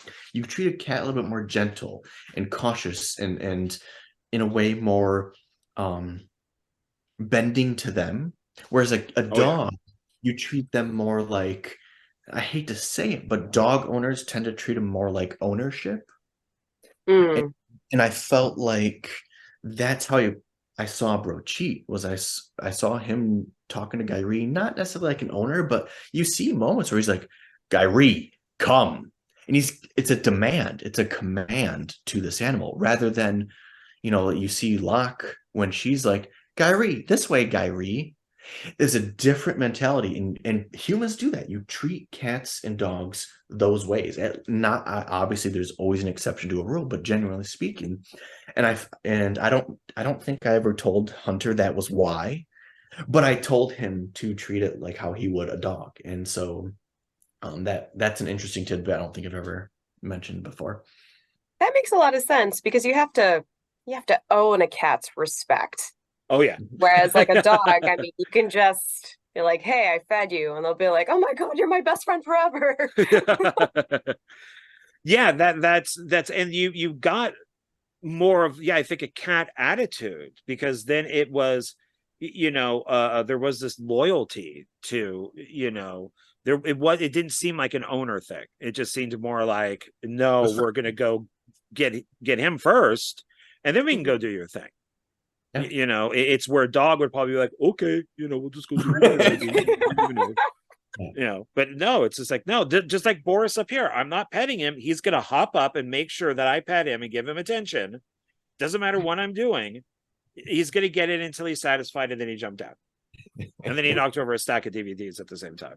But that's so with these characters, I mean, how did you come up with this idea? Like, where did this manifest from? I've always wanted to do a sci-fi like this. Like, this is kind of my love letter to my favorite science fiction films. And you know, he has heard this story many times because we've done many of these. We've done a press kit together now. It's these type of stories like Enemy Mine, Alien Nation, V, Planet of the Apes, Star Trek, Star Wars, any of these movies that have social commentary, to me, when I was young, taught me about, you know, morals and the unfortunate, sad truth of how evil the world can be, how unfair. That's the biggest thing. Life is very, very unfair in real life. And it's interesting to think, because it's a depressing thing to say, but even to the most privileged person who's had an awesome life, life is always unfair. Life loves to be brutal to everyone. And so I think those movies growing up taught me how unfair life is. It taught me morals in the sense of how to treat others. You know, it's an old saying, treat others the way you want to be treated, because being treated like dirt sucks. And you don't want to do that to someone else. You don't want to make other people or even animals feel that way. And this movie even touches on it with Guy of, you know, humans talking to non-humans. And, you know, not everybody has the same care and respect to animals as some people do. And so I wanted to follow in those footsteps and create something that would fall into that category for fans that feel the same way I do about all those movies, and eventually one day be like, yeah, I learned my morals growing up from Alien Nation and an alien planet. Like, I want it to be in there one day, because it really is in that vein, and it's there to teach, even though it's schlocky and there's fun and there's wackiness. I wanted to point stuff out. And even though, yes, this is all stuff that's been pointed out in all those movies I just previously named, but not everybody's seen those. And even as we go on, you know, we tend to notice young people are watching less and less older films, and it seems to be more moving forward only. Whereas, you know, I think our generation and older, we kind of like revisited old stuff. And now it's kind of like the whatever is popping up on Netflix recommendation for something new. And so this is a way to get out those old messages into a new audience in a last plea to like me. Like these type of movies, because not a lot of people make these type of films anymore. Like, the last movie I can think of in recent years to have this style and like social commentary was District 9. Oh, yeah, great one. Yeah, maybe even Chappie, both the same director. But it's one of those things where it's like, if you can really only name two and it's the same director in the last 10 years, there's not a lot. Right, with the same actor. Right. I the same story, to be honest. Yeah, I love District 9. I'm a huge Neil Blomkamp fan, and I was so mad when he didn't get to do Alien 5. Thanks, Ridley. Thank you so much. Especially with the way that he does his effects. In a way, he's not doing like creature effects, but he does have the person in the suit behind the creature, and then, you know, moving them. So yeah, it would have been great to see how he would operate the aliens and everything. So yeah, he's one of so those. I was listening. I just had to let my cat out. Oh no, it's okay. But your story goes far back. I mean, Twilight Zone even has that one episode where it's the American soldier and the Japanese soldier, and their planes crash land on the island, and they hate each other, and the guy's got like the samurai sword and the other guy's got the gun, and they have to get along somehow, build things and find food, you know, get a coconut. Hell in the Pacific too. Hell in the Pacific is that exact same thing. But we don't learn from that stuff, do we? We just keep repeating it over and over, especially, you know, these days with trans people or gay people or whatever it is, of looking at like what Florida does, and it's we never learn. It just seems to stay the same. I don't know if it gets worse, but it seems to stay the same. Or it's picking new people to take rights away from or oppress or whatnot. Yeah. Say something. What was that, Alan? Say something, Naiia. I interrupted you. No, not at all. I was just like listening intently, because I mean, it's so, and that's the beauty of sci-fi in general, and this movie, which does harken back to traditional sci-fi, I'll say, is that it in its schlock, which you playfully call, or in its bloodiness or goriness. It's a schlock movie. No, absolutely, but that's good, because I think it's so it's what allows it to seep into the minds of everyone. The fact that it's not dead on and too relatable, to the sense where if it was humans, it would be, you're hitting the nail too much on the head. If there wasn't as much gore, then it turns into a meh. Well, then now I'm not captivated, because as you said, gore is fun. Look at this blood splatter. And there's a lot of it. What's great about it too, what's great about the death in this movie, the death scenes, is that it acknowledges death. And that's another in another podcast that we were chatting about, the blood almost had a life of its own. It was like its own character. And in addressing death on screen, it makes it real. And I know that's a very bizarre thing to say, but you will see in a lot of big budget Hollywood movies, death is so easily dismissed. It's either too real, which makes people cringe and they don't want to watch it, because like, oh no, like death is bad, death sucks. Or it's a Marvel movie where like tens of thousands of people clearly died and no one addresses it. Yeah, like no one talks about it. It's like, why do we still have superheroes if all of these people are dying? Like, why aren't we addressing this? So I think that sci-fi also, and Alien Planet especially, is like, no, these people die, but they die in ways that are a little bit over the top, so that you're not like, ew, but at the same time, like, oh, I'm glad they acknowledge that. So it's, you know, which is also something that's kind of falling to the wayside along with the social commentary. It's like, well, you have to address these bigger issues. We can't protect the next generations from it because they're real. They are happening. One day everything will die, and that's not a bad thing. It just is. That's life. There is definitely a message in this, and I like it, and that it's not like hit over your head, you know, with it. Like, you look at something like the movie Bros, where nobody saw it. Like, nobody, gay people didn't even see it. My gay friends didn't even see it. The ones that did see it, you know, who watched it, hated it, because it was so just all the time. It was pandering. It was just pandering. It was just created to pander, to be like, okay, well, we made this, let's tick that box. Yeah, and if it was just a movie about these gay characters, I think it probably would have been a lot better, instead of making kind of rude comments about other people. But then you have stuff like, you know, like Alien Planet. You could even say Avatar 1 and 2. Avatar is, you know, about Native Americans, and then the second one is about whales. And you know, that one's a little unhead, though, the whales.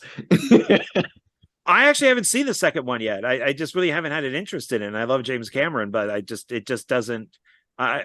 Once I heard what his new Terminator thing is going to be, I went, oh no. Most people disagree, but I actually liked Avatar 2 better than Avatar 1.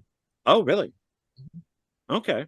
I still want to watch it. It's in my list. It's bluntly about whales. There's no hiding it. It's like, don't kill whales. Which is fine with me, because I won't even watch those horrible movies where the whales are getting slaughtered for, you know, cologne or whatever it is. Oh yeah, like Blackfish or The Cove or the other documentaries. Yeah, I don't want to watch any of that stuff. So it's just awful. So that's why I think I would rather watch something like Alien Planet, where it's gory, it's got a message, it's fun, it's got, you know, good effects, and it's got interesting characters, and it's got, you know, Guy Ritchie, you know, who I think should have her own movie. Like, I said this to Alan a while back, and he's like, wow, and yeah, you just dated us, because I was like, you know what this film does? It puts the gore in Al Gore, and then puts the Al Gore in allegory. And he was like, no one is going to get any of those references. And I was like, well, shit, I feel old. But Alien Planet knows is... who Al Gore is, and no one knows what he was like all about. See, there's Zira. There she is. Yay, kitty! But Alien Planet is absolutely an environmentalist film. It's very much an environmentalist film. Yeah. Mm-hmm. Yeah, and it's it seems so. Like in future films, could it be more industrial? Like all of a sudden, because you kind of see them in like these little shacks and stuff on the planet, but yet we have the ships that can fly. So would like another planet be more industrial, or would that technology come in later on? So I don't want to give anything away, but Rakachi, where Alien Planet takes place, is the planet where all the Lokai are shipped off to, and they've technically only been there 20 years. So while they've like built their fences and their homes and stuff like that, it's only been 20 years and they were given nothing. So it's very minimal. Where they came from is yet to be seen, but I do have that plotted out, and I will say it is different. It's not like what Rakachi is like. Okay, that's good. That's good. Yeah, make it different. That's nice. That's good. Yeah, I mean, it's boring if you just do the same thing over again. That's maybe why I didn't want to see Avatar 2 that much. It just looked like the same thing over again, and it's just. I mean, it is. It's the same movie for sure. Yeah, and then Cameron said like he has the rights to Terminator again, and he wants to just, like reboot it, but he wants to do AI instead. And I'm like, no. I mean, Mission Impossible got away with it, but don't. No, I don't want to see a laptop try to kill Sarah Connor. No, that's lame. I want. They already rebooted it though. Wasn't Dark Fate a reboot because it changed the timeline and everything? Oh, they rebooted it and rebooted it and rebooted it, and each one got worse. So. Yeah, I in my mind it stopped after the second one. I was like T2 Judgment Day, and I was like, and then we're done. That's it. The end. Although the TV show wasn't bad, but I mean, the TV show was okay. Like, so I've never seen it, but Kaylee likes to remind me that I love the worst movie in all the franchises. Like she's like, you always pick the one that people like the least. But third one, I wouldn't say I like it the most, but I actually really like Genesis. I thought that was a good movie. Interesting choice. Really? It's my favorite one, but I didn't hate it the way everyone else did. My big issue with it was the beginning. If they had cut out how Kyle and John met, it would have worked perfectly with 1 through 4, and to where they finally got up to the time machine, and then he goes back in time. And I liked that they J.J. Abrams did and made it a different timeline. So I like that, where Sarah then comes up and says, I like that, but I just hated that beginning. I just really hated it as much. Well, I hated John getting killed even more in Dark Fate, but and I didn't like. I don't think a lot of people got that John Connor was a Terminator, right? That he did die as the guy's going through time. He sees Matt Smith kind of grab him and kill him. And so he is fake, but I don't think that was done well enough. No, it was ambiguous.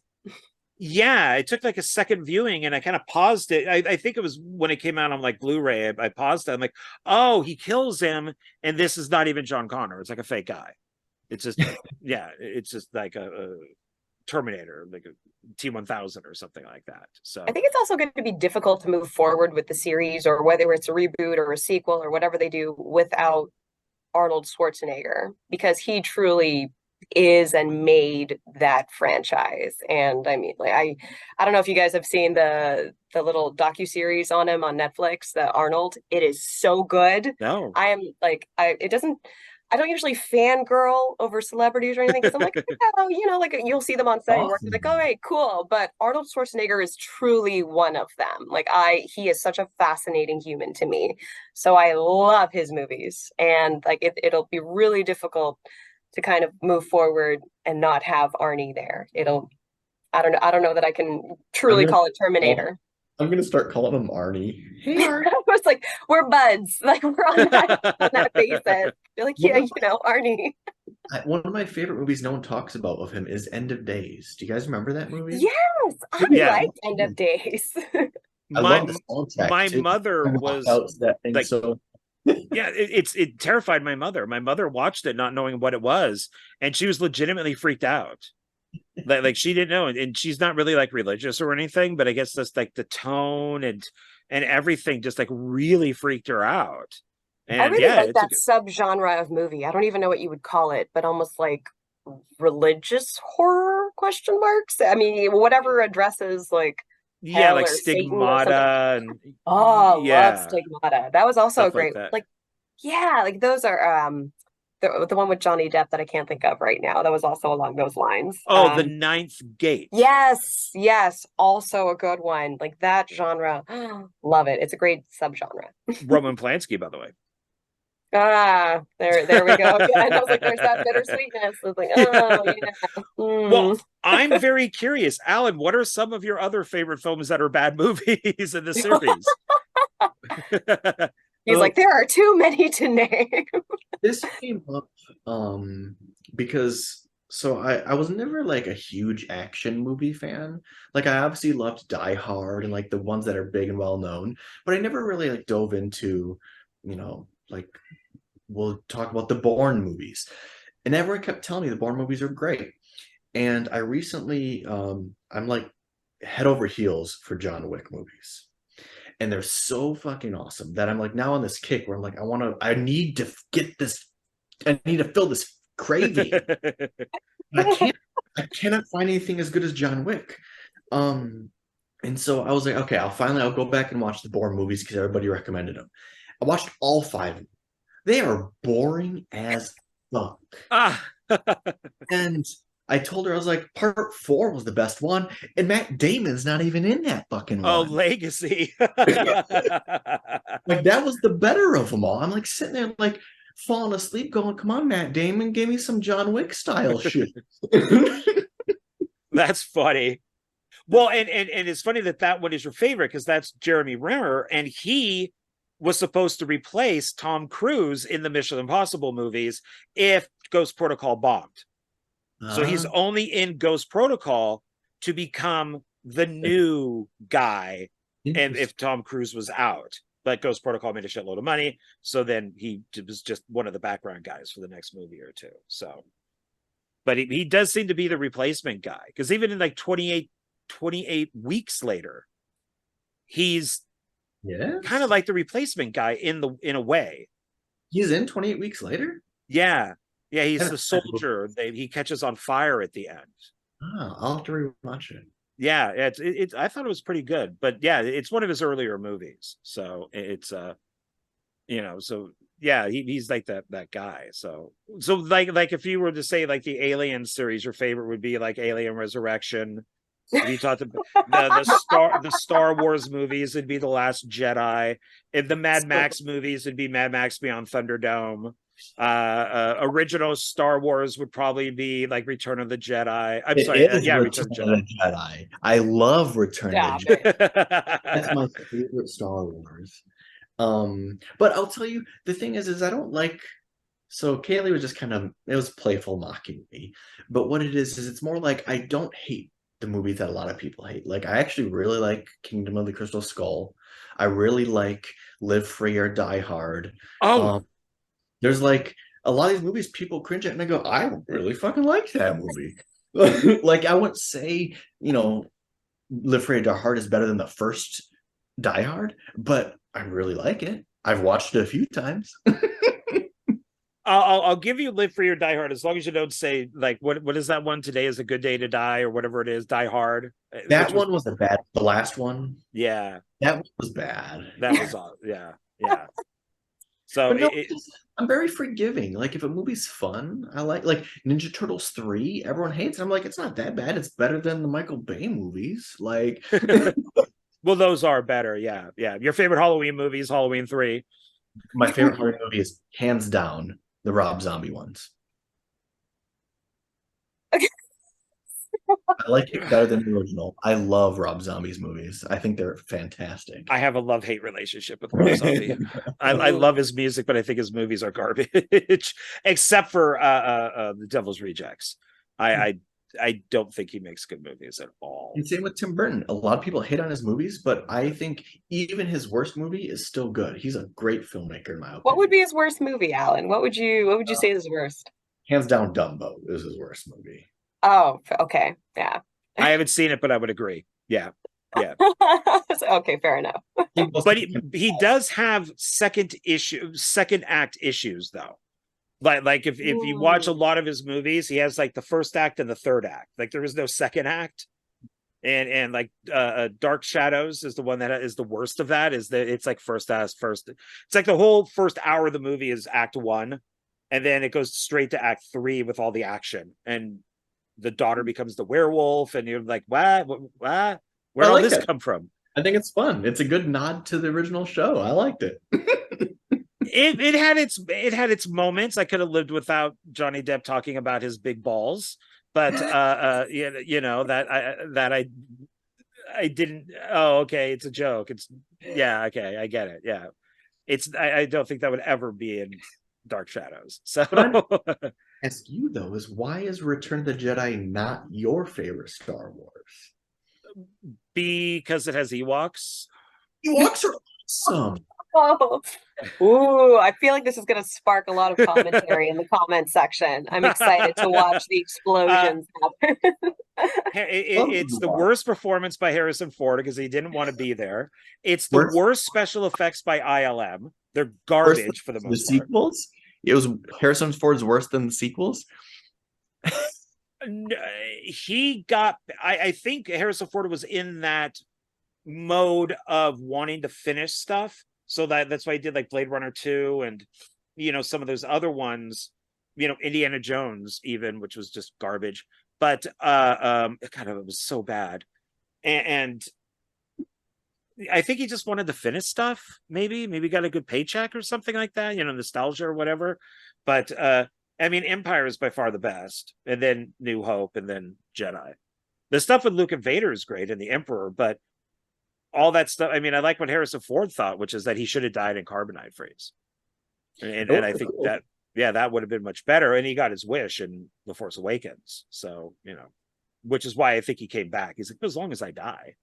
He finally got his retribution. He's like, this is what I originally wanted to happen. This is what I wanted, damn it. He came back for episode 9 or whatever one it was. He kept coming back even after he died. But he was a ghost. You know, they just filmed that on a green screen. He's just like, yeah, I got 20 minutes. You know? And Alan, nobody would say no to a paycheck. I mean, even Harrison Ford. Yeah, because for the most part, he's been retired. So why not? You know, it's just like, yeah, you know, I'll you know, I got to go down and pick up some coffee anyways. I'll stop by the studio. You know, we'll get that green screen done. So I'll say my one line, hold up a cue card. Yeah, exactly. You know, just who's the guy playing Adam Driver? Oh, you? Okay. Yeah, I'll just look at you. You know, you're good. Except for Indiana Jones and the Dial of Destiny. Ugh. Worse than Crystal Skull. I mean, that's easy because Crystal Skull's a great movie. Shia LaBeouf. That's all I gotta say. Swinging like Tarzan with the monkeys. No, I hate this, but I was telling my wife when we watched Crystal Skull recently, and you're gonna hate me for this, John. I said Shia LaBeouf's a lot like Tom Cruise. Oh no. Oh, and no. Zoom ends. I was like, and then and the rest of over. But whenever I watch him, I always go, he was good. Oh my God. No. No. The only person who would be even close to Tom Cruise and he's not would be Nicolas Cage. So that's the other guy. If you got the two extremes here, but then that's the other guy that I worship is Nicolas Cage. A lot of hate though. I feel like he has less recently, but like especially when he had his freak out on Oprah, he got a lot of like haters. Even though he would always deliver awesome performances and he'd be like, he's great, but people would always talk shit. It was like this weird society viewed him in a weird way that they're like, they hated him, but they paid to see every movie he was in. It was an interesting, like, trail he was on. Well, I do want to get back to Alien Planet, but to make it fast, that was during the time that his sister was his manager and basically told him to do all this stuff. So the Matt Lauer interview with War of the Worlds, the Mission Impossible 3 thing, which was Oprah, the Scientologists were buying all the tickets, like at the Cinerama Dome, but not showing up. And he was like, Spielberg said that he would never work with him again because of War of the Worlds, because he was handing out Scientology pamphlets. So there, yeah, Paramount Pictures dropped him because of the Scientology stuff. Paula Wagner, their company dissolved because of that. So there was that weird thing of like a few years where, yeah, he was like really weird with that stuff, and then he just stopped. Like, I think his sister left, and then he just stopped. I think they just kind of toned down the Scientology agenda, because that was like the big ticket where everyone was like, whoa, okay. Yeah. But I will say this though, and I'm not religious at all. And but people have said, why do you like him because of Scientology? And I'm like, why do you like Denzel Washington? He's a Christian. That's true. You know, if you're gonna bash Tom Cruise for Christianity, then bash Denzel Washington for Christianity, or another actor because he's a Muslim, or maybe an actress is from, you know, is Indian. You know, then I guess you have to criticize them too. What's the difference? They're all the same. 100%. Yeah, it's really, there are times where it's difficult to pull the characters and who they portray on screen from the actual actor and their personal life, and people just take that really personally. Like, if you look at I think that's why the DC universe is getting revamped, because Ezra, everyone's like, oh, what's happening here? Yeah, like, that guy should be people in jail. really wanted to watch The Flash and love The Flash, and then they're like, oh, but this is so bizarre, and it's really hard to, I mean, to separate church and state, we'll say, because of everything that's happening, you know, in their personal lives or behind the scenes. And you're like, well, I can't suspend my disbelief anymore. Yeah, it's like a decline in Alien Planet sales now that they know I like the Crystal Skull. Well, and that is a good segue, because the two aliens in Alien Planet could be two different religions, and they don't get along, and maybe one of them goes on their version of Oprah and starts hopping around on a sofa, and then they're like, oh no, we don't, you know, this alien should not, you know, make another movie because he's weird, and you know, stuff like that. So that, you know. And there's religion in Alien Planet. Chalk is their god. Well, I guess that's why they say thank chalk. So we need more of that in the next film to kind of figure out this religion, and if it's a, you know, already in there. See, it's like the Crusades or something. The comedians are far more religious than the loci. They believe in stuff, and I think there's more locines that are scientific or atheist, but the comedians definitely are much more heavily religious. I love that choice. That is so interesting. Ooh, yeah, they seem like we could dive deep there. Yeah, about their personalities of, you know, the two locine and comedian that we see in Alien Planet, Brocheet versus Locke. The fact that Brocheet is the religious one, it does speak loudly, mirroring Earth as well.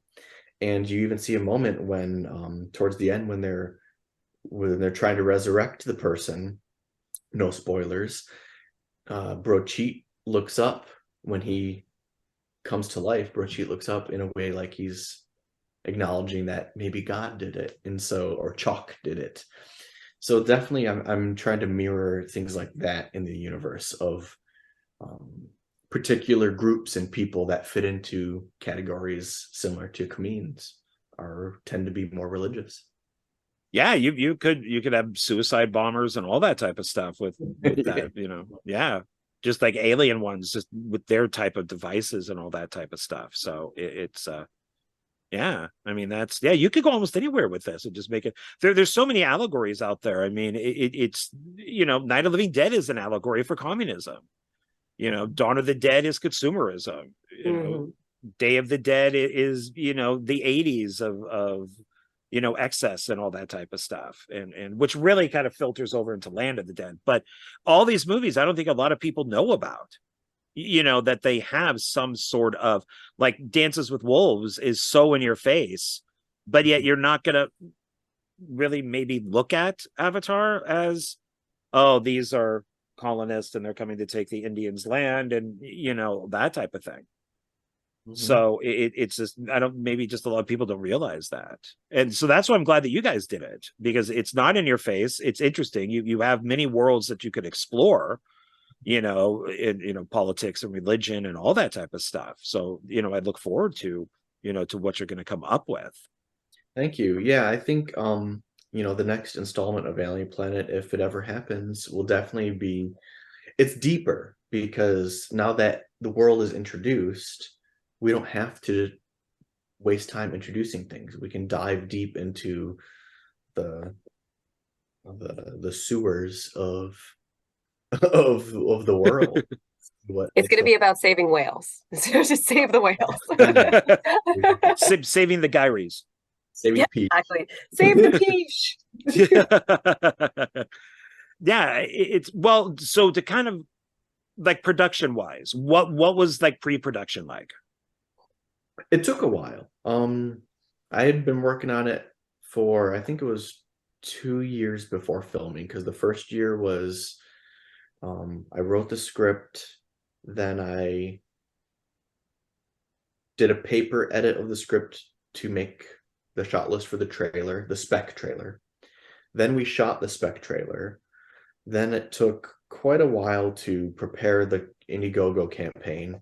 And we had to do the Indiegogo campaign. And then after that, I had to do the script breakdown, adjust the script to fit within the budget, and hire all the cast and crew. And then the prosthetics were a huge thing. I think it was like 4 or 5 months of making the prosthetics, the plants, the Gyri and Dweller. Pre-painting took a while once, because we had about 55 or 60 prosthetics for the aliens, and they all had to be pre-painted. So it was a lot of time in advance to build and make all of that.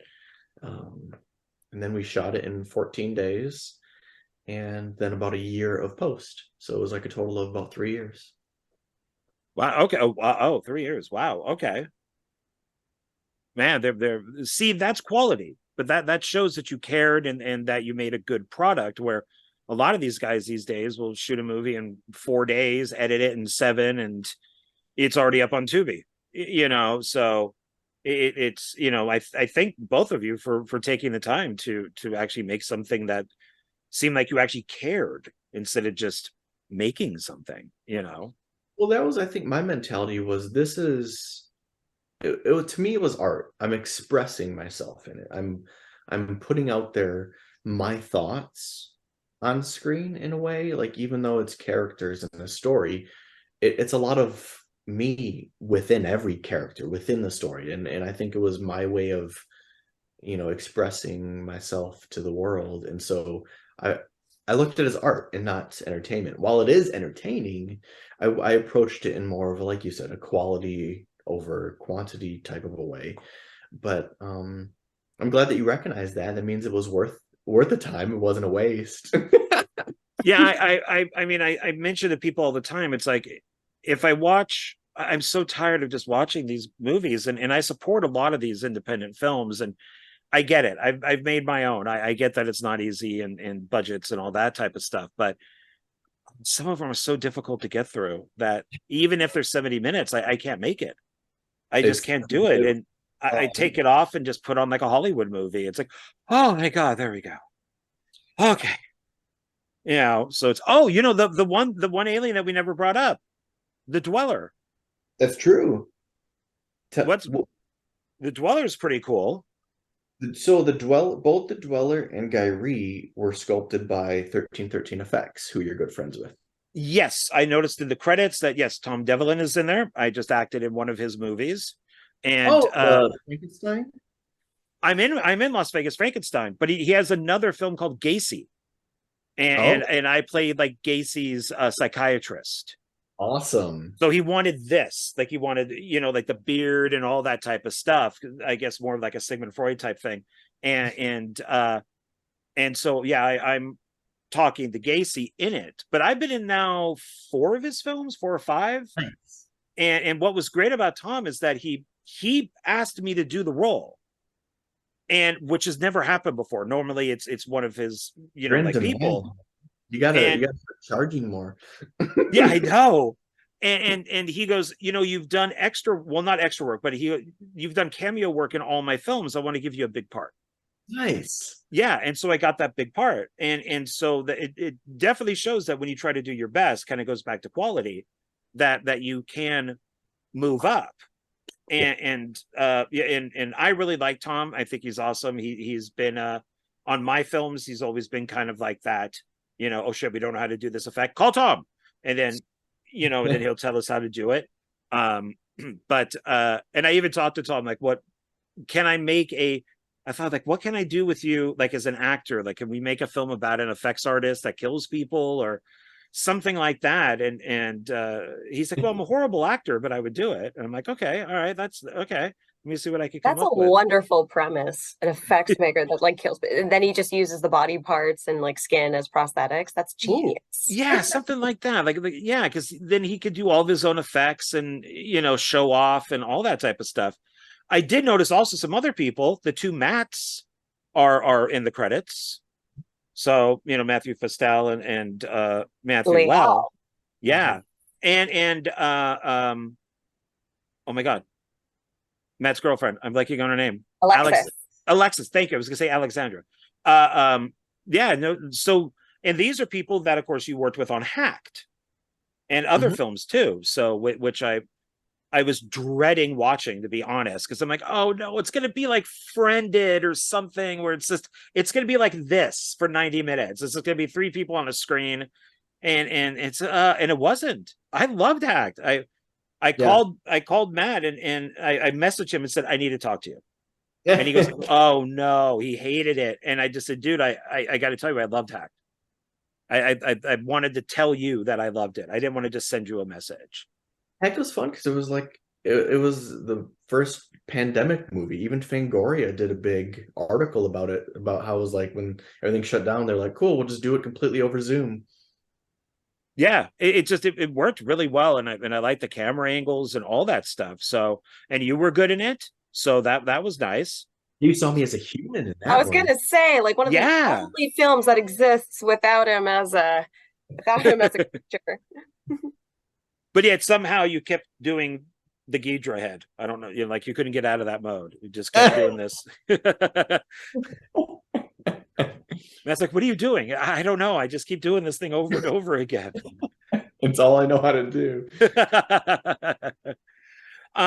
So when we have this, because I'm gonna let you guys go soon. Yep, we're almost there. I don't want you to stay on too late. So so we got the Dweller. What is the Dweller? What exactly, what type of monster is he? Is he like native to the planet? Is he intelligent? Is he dumb? So the Dweller is my King Kong. He is the misunderstood monster, and he's native to the planet. And what you hear in this conversation between Delitzsch and Brochit in the spaceship is that there's a whole bunch of them, and the Khamins took care of all of them except one, an exceptionally big one. And he took over our ship, and he's in there. But the backstory that we don't know, that hopefully we'll get to tell one day, is there was a ton of them. And the Khamins wiped them all out, and they weren't hostile. They weren't vicious. But because Khamins wiped them all out and there's only the one left, he knows. And he's like, I'm going to get you. And that's why when we first see the Dweller enter, he pushes Locke out of the way and goes straight for Brochit, because he recognizes that species as the ones that killed all of his family. And hopefully we'll get to tell that story one day, as it's kind of, you know, he's a sad monster. He's upset, he's sad, and misunderstood. He just wants to be loved. He just needs a hug. Just needs a friend. Which he gets the cheat when he's holding him there in that one scene. He's got him on his lap. It's like friend, like Sloth from Goonies. Uh-huh. Well, and that's interesting that they say like they weren't hostile and then they became it because they started, to get wiped out. And we mentioned animals and dogs. That's the same thing with a dog. Is a dog is unconditional love, and you could be the biggest a-hole in the world, and that dog will still love you. But if you beat that dog and you hit that dog, eventually it's going to be a mean dog, and it knows to be a mean dog. Yeah. And that's so that that's unfortunate that so they get that backstory would be very interesting, especially because I figured it wasn't stupid because it powered up a ship. It's running a ship, and it knows food, and it drops the food in front of the two prisoners, and knows shackles and all that type of stuff. So it must be somewhat intelligent. Absolutely. And I think it's interesting because we spend so much time talking about the social commentary of humans in the movie, but there's so much about animals and the earth in this movie. And I think specifically when you hear like Locke and Brochit, when they're back and forth in the dweller's cell, spitting about Gyree, there's so much backstory of the Piche on Kameen.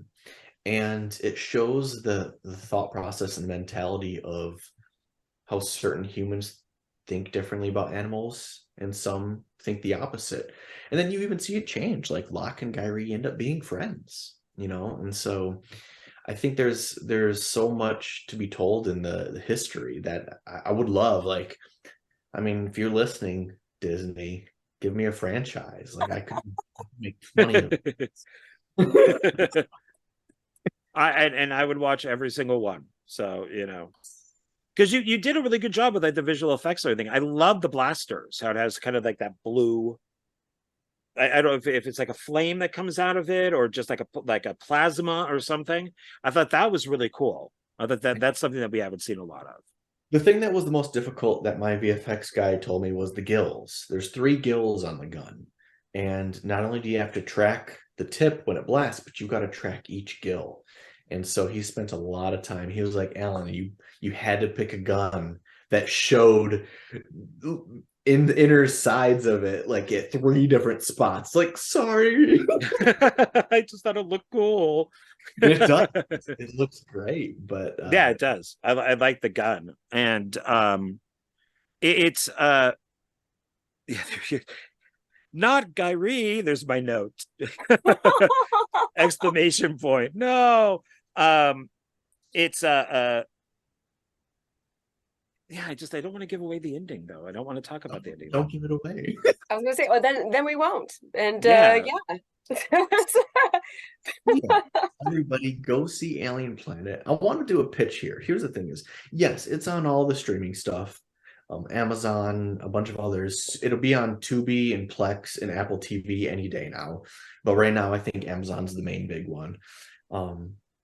But if you like all the stuff that we talked about here, I really want to encourage people to buy the Blu-ray because it has exclusive special features. It has a 17-minute behind-the-scenes featurette, and an 11-minute making of, like, interview with me with lots of footage showing what we did, and then 8 minutes of deleted scenes. So, if you like all the stuff we talked about, which is all the innards, all the making, all the film buff crap that gets you all gushy inside, we'll only see those on the Blu-ray. So I know not a lot of people like physical media these days, but I really encourage it if you want to learn about it and see all those things. And you'll see me, actual me. Like actual me in the green suits and all the precarious positions that I was put in. It's entertaining, I promise.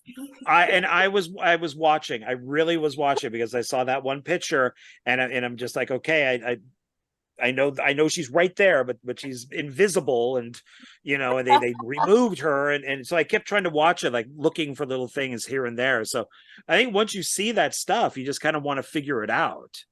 Is the shot you're talking about where she's on Locke waking her up? Is that the shot? Yeah, yes. Yeah. So that was the most difficult shot. I think there's 2 or 3 shots that were so difficult to remove Naiia that I had to outsource. And that was one of them. Our camera operator, Randy, did that one. He is a rotoscoping master, and I think he spent all day just for that one shot, because it was, I mean, because you see Locke's leg is in this position where she's laying there and her leg's kind of like this. And so Naiia is behind her like so. So you can see the green screen between the legs, and she's on top of her with the puppet. So it's like there was a lot of work to be done while everybody's moving and everything. But that was a difficult shot to fix. So with all of these visual effects and with how long it took, you know, the eyes and all that type of stuff, would you do it again, or would you tone it down for the next movie? Were you on that when I was asked this the last time, Naiia? I'm pretty sure I remember your answer, but I want to hear it again. My next one's going to be bigger and more difficult. So he's going to turn it up. He's not turning anything down. He's going to turn it up, crank it to 11. Like amplifying. I mean, it's kind of like, it's like what George Lucas said with the prequels. You know, he couldn't do some stuff because of the budget restraints of the original Star Wars. And so I think the goal for the next one is to get more raised and make the movie bigger and better. I mean, I don't want to go backwards. You know, I want to keep the audiences going, yes, give us a third one, give us a fourth one. I want people to truly escalate their excitement as we escalate the story. So, and then eventually there'll be a future filmmaker on a podcast or something similar on whatever media they're using then.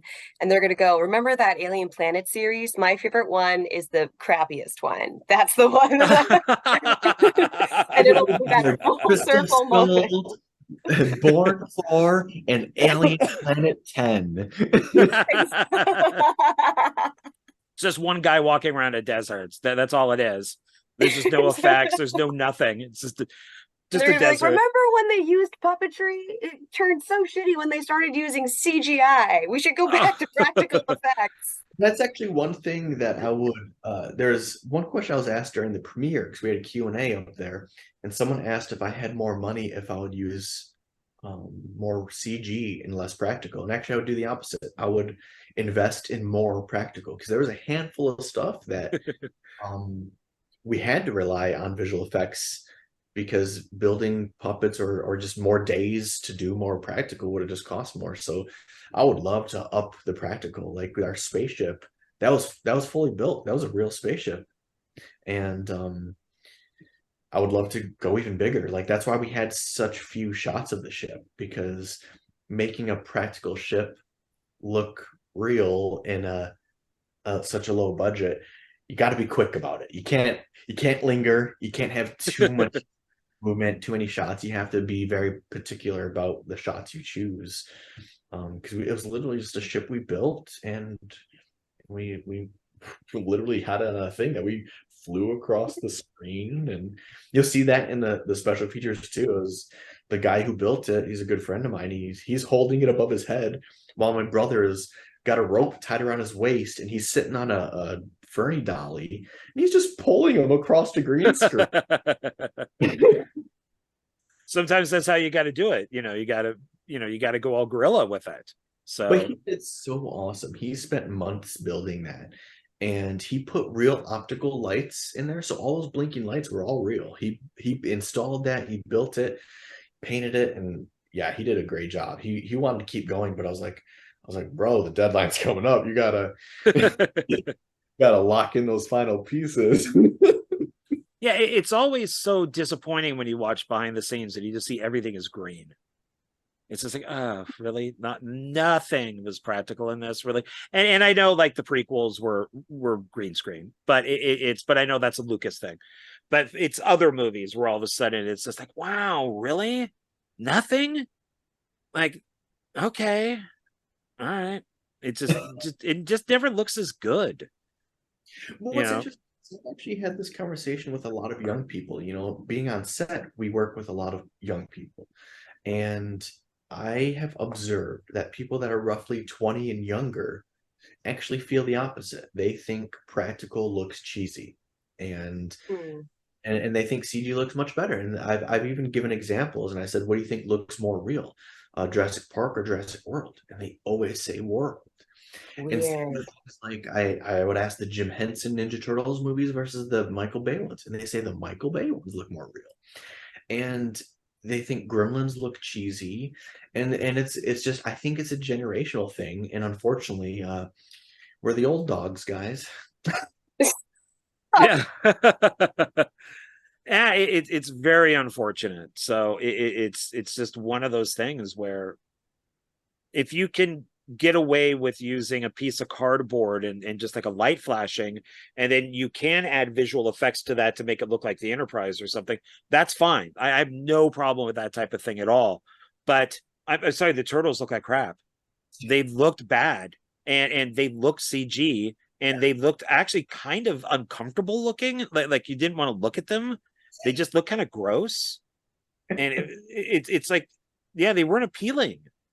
I think that animated one that's coming out from Seth Rogen looks better.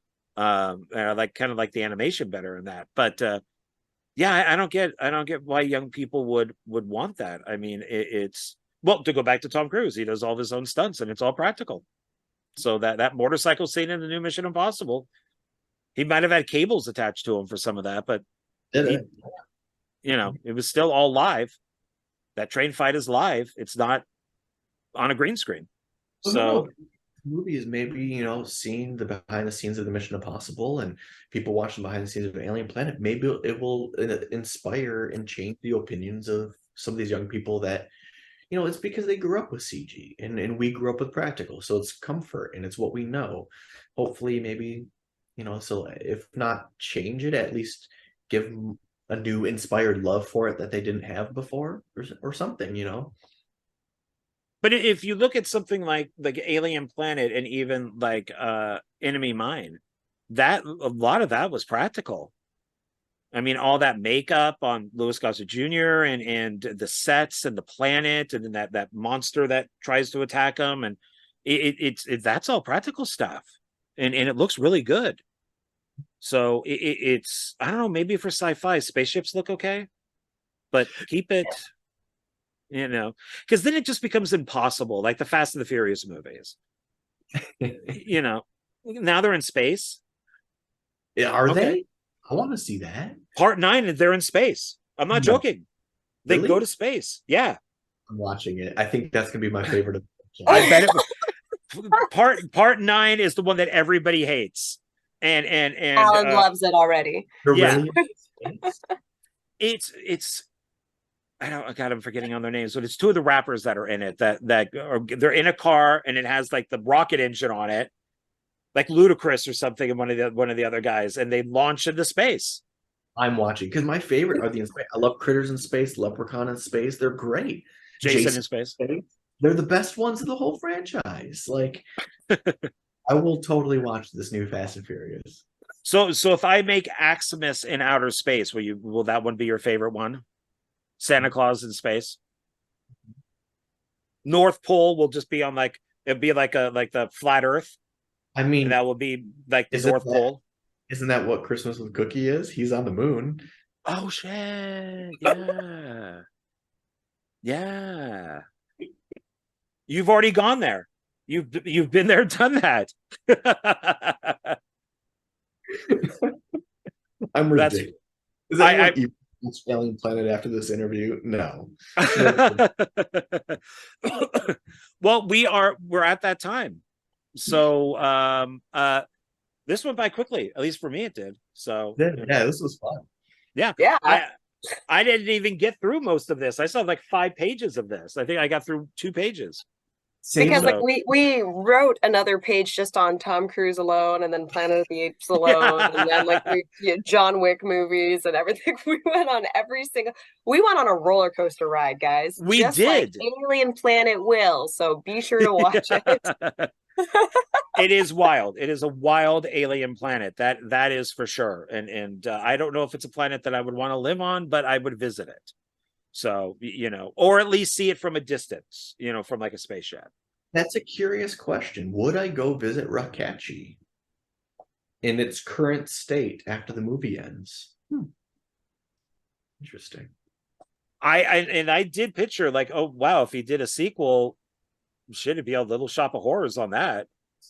I would need a lot of practical items for that movie. Yeah. I would be busy. I would be busy in the background. I'll get my green suit ready. Be hands, feet, head, just operating everything. Everything, all aspects. It's gonna be a full body workout this time, guys. You have to fit you for like whole body pads.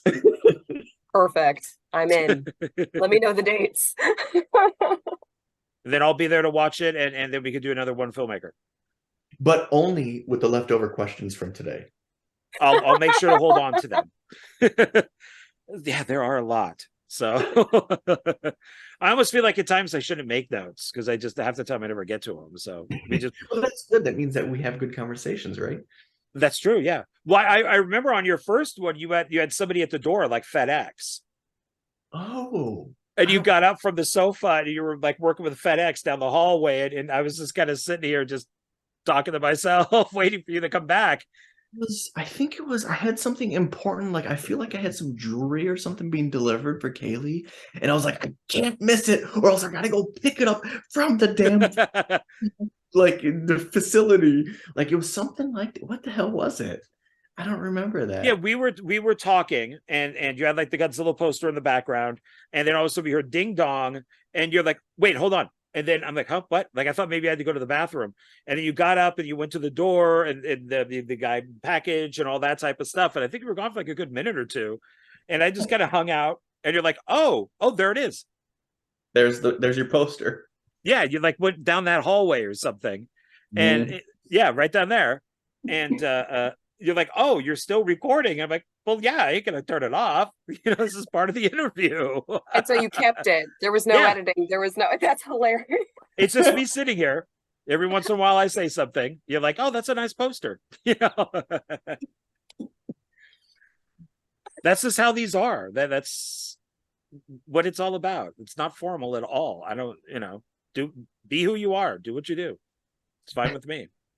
Good. Well, I think if we're gonna be informal, dropped my my chapstick. I think someone wants to say goodbye to you guys. Oh, who's that? How do you close this? Here's the inspiration for Gyree. Oh. Yes. Aw, pretty kitty. It is. And all the viewers are like, goddamn cat people. Exactly. They're going to be like, what is this? What is their obsession? Just watch Alien Planet and you will see the inspiration. It'll all make sense. Yes. And then watch it again to then get all the messages. Yeah, will it have audio commentary? It does not have audio commentary. No, you'll have to listen to every podcast we've ever done to get that. Just hours on end of listening. Imagine that, man. You would never want to hear me talk again. But so where is he? Oh, he ran away. I was trying to find Boris, but he ran away. We saw a glimpse of fur. It was a glimpse. Yeah. It's that my background. I guess you can't see him. So all right, I've kept you on long enough. And I know you're very important people and you have very important things to do. I am so important. I'm an important mom. I was like, I have my 1-year-old who you may or may not have heard crying every now and then. I'm gonna go rather than check on him, by the way. Thank you. I'm gonna check on my husband to make sure he's okay. I know my son's okay. It's my husband that I'm like, did everything work out? Are you okay? Yeah.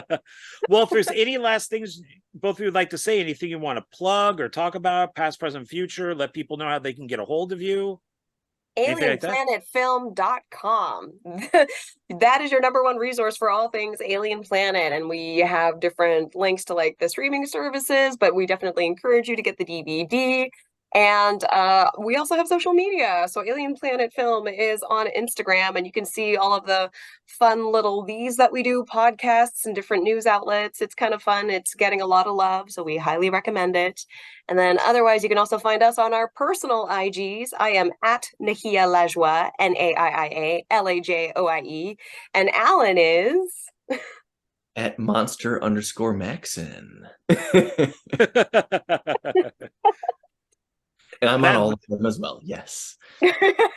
That was said very well. I mean, that was a very long. I mean, there wasn't even a comma, a period, or a pause in there.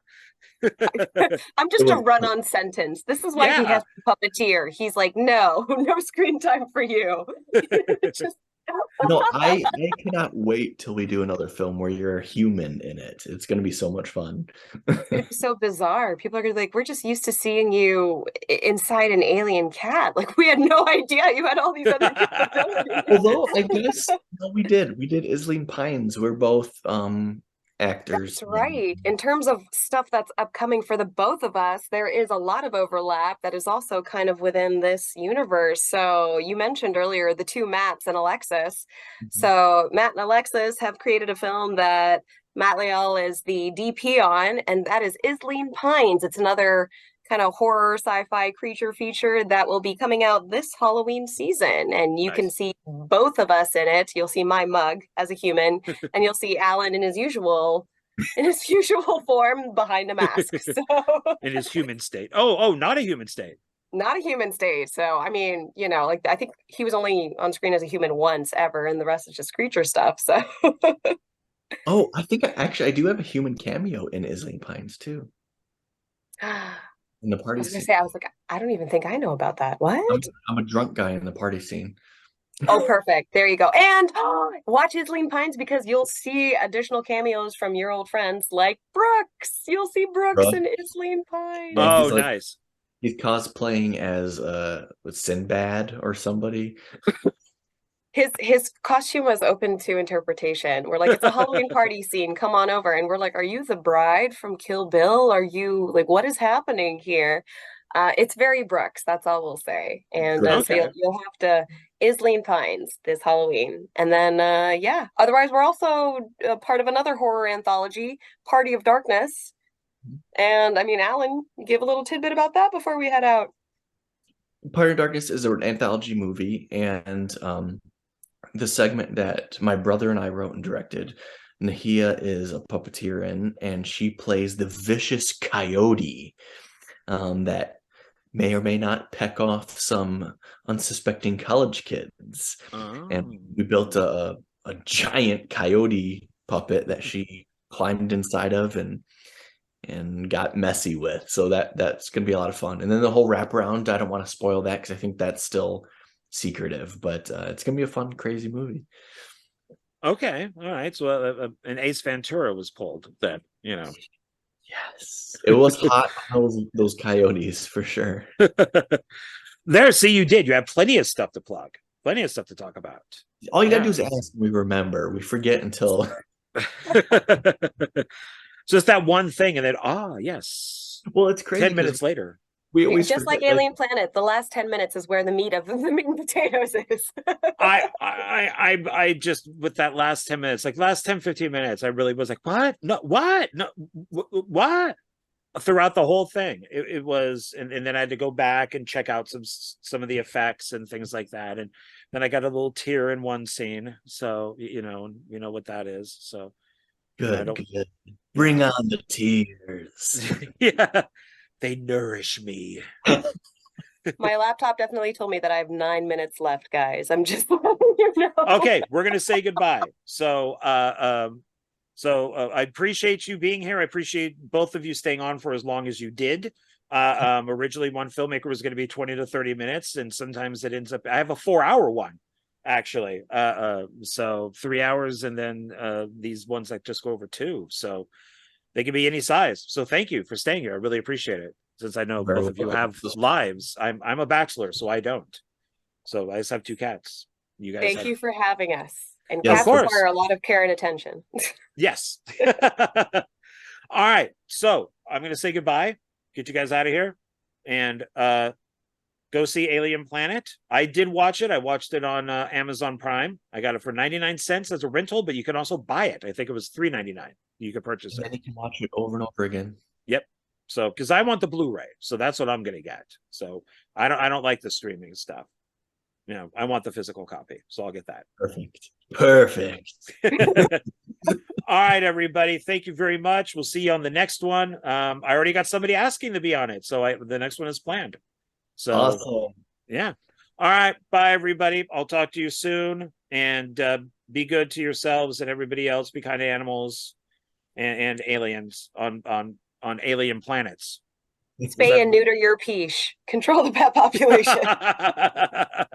Perfect. All right. We're going to end on that one. Bye, everybody. See you later. Bye.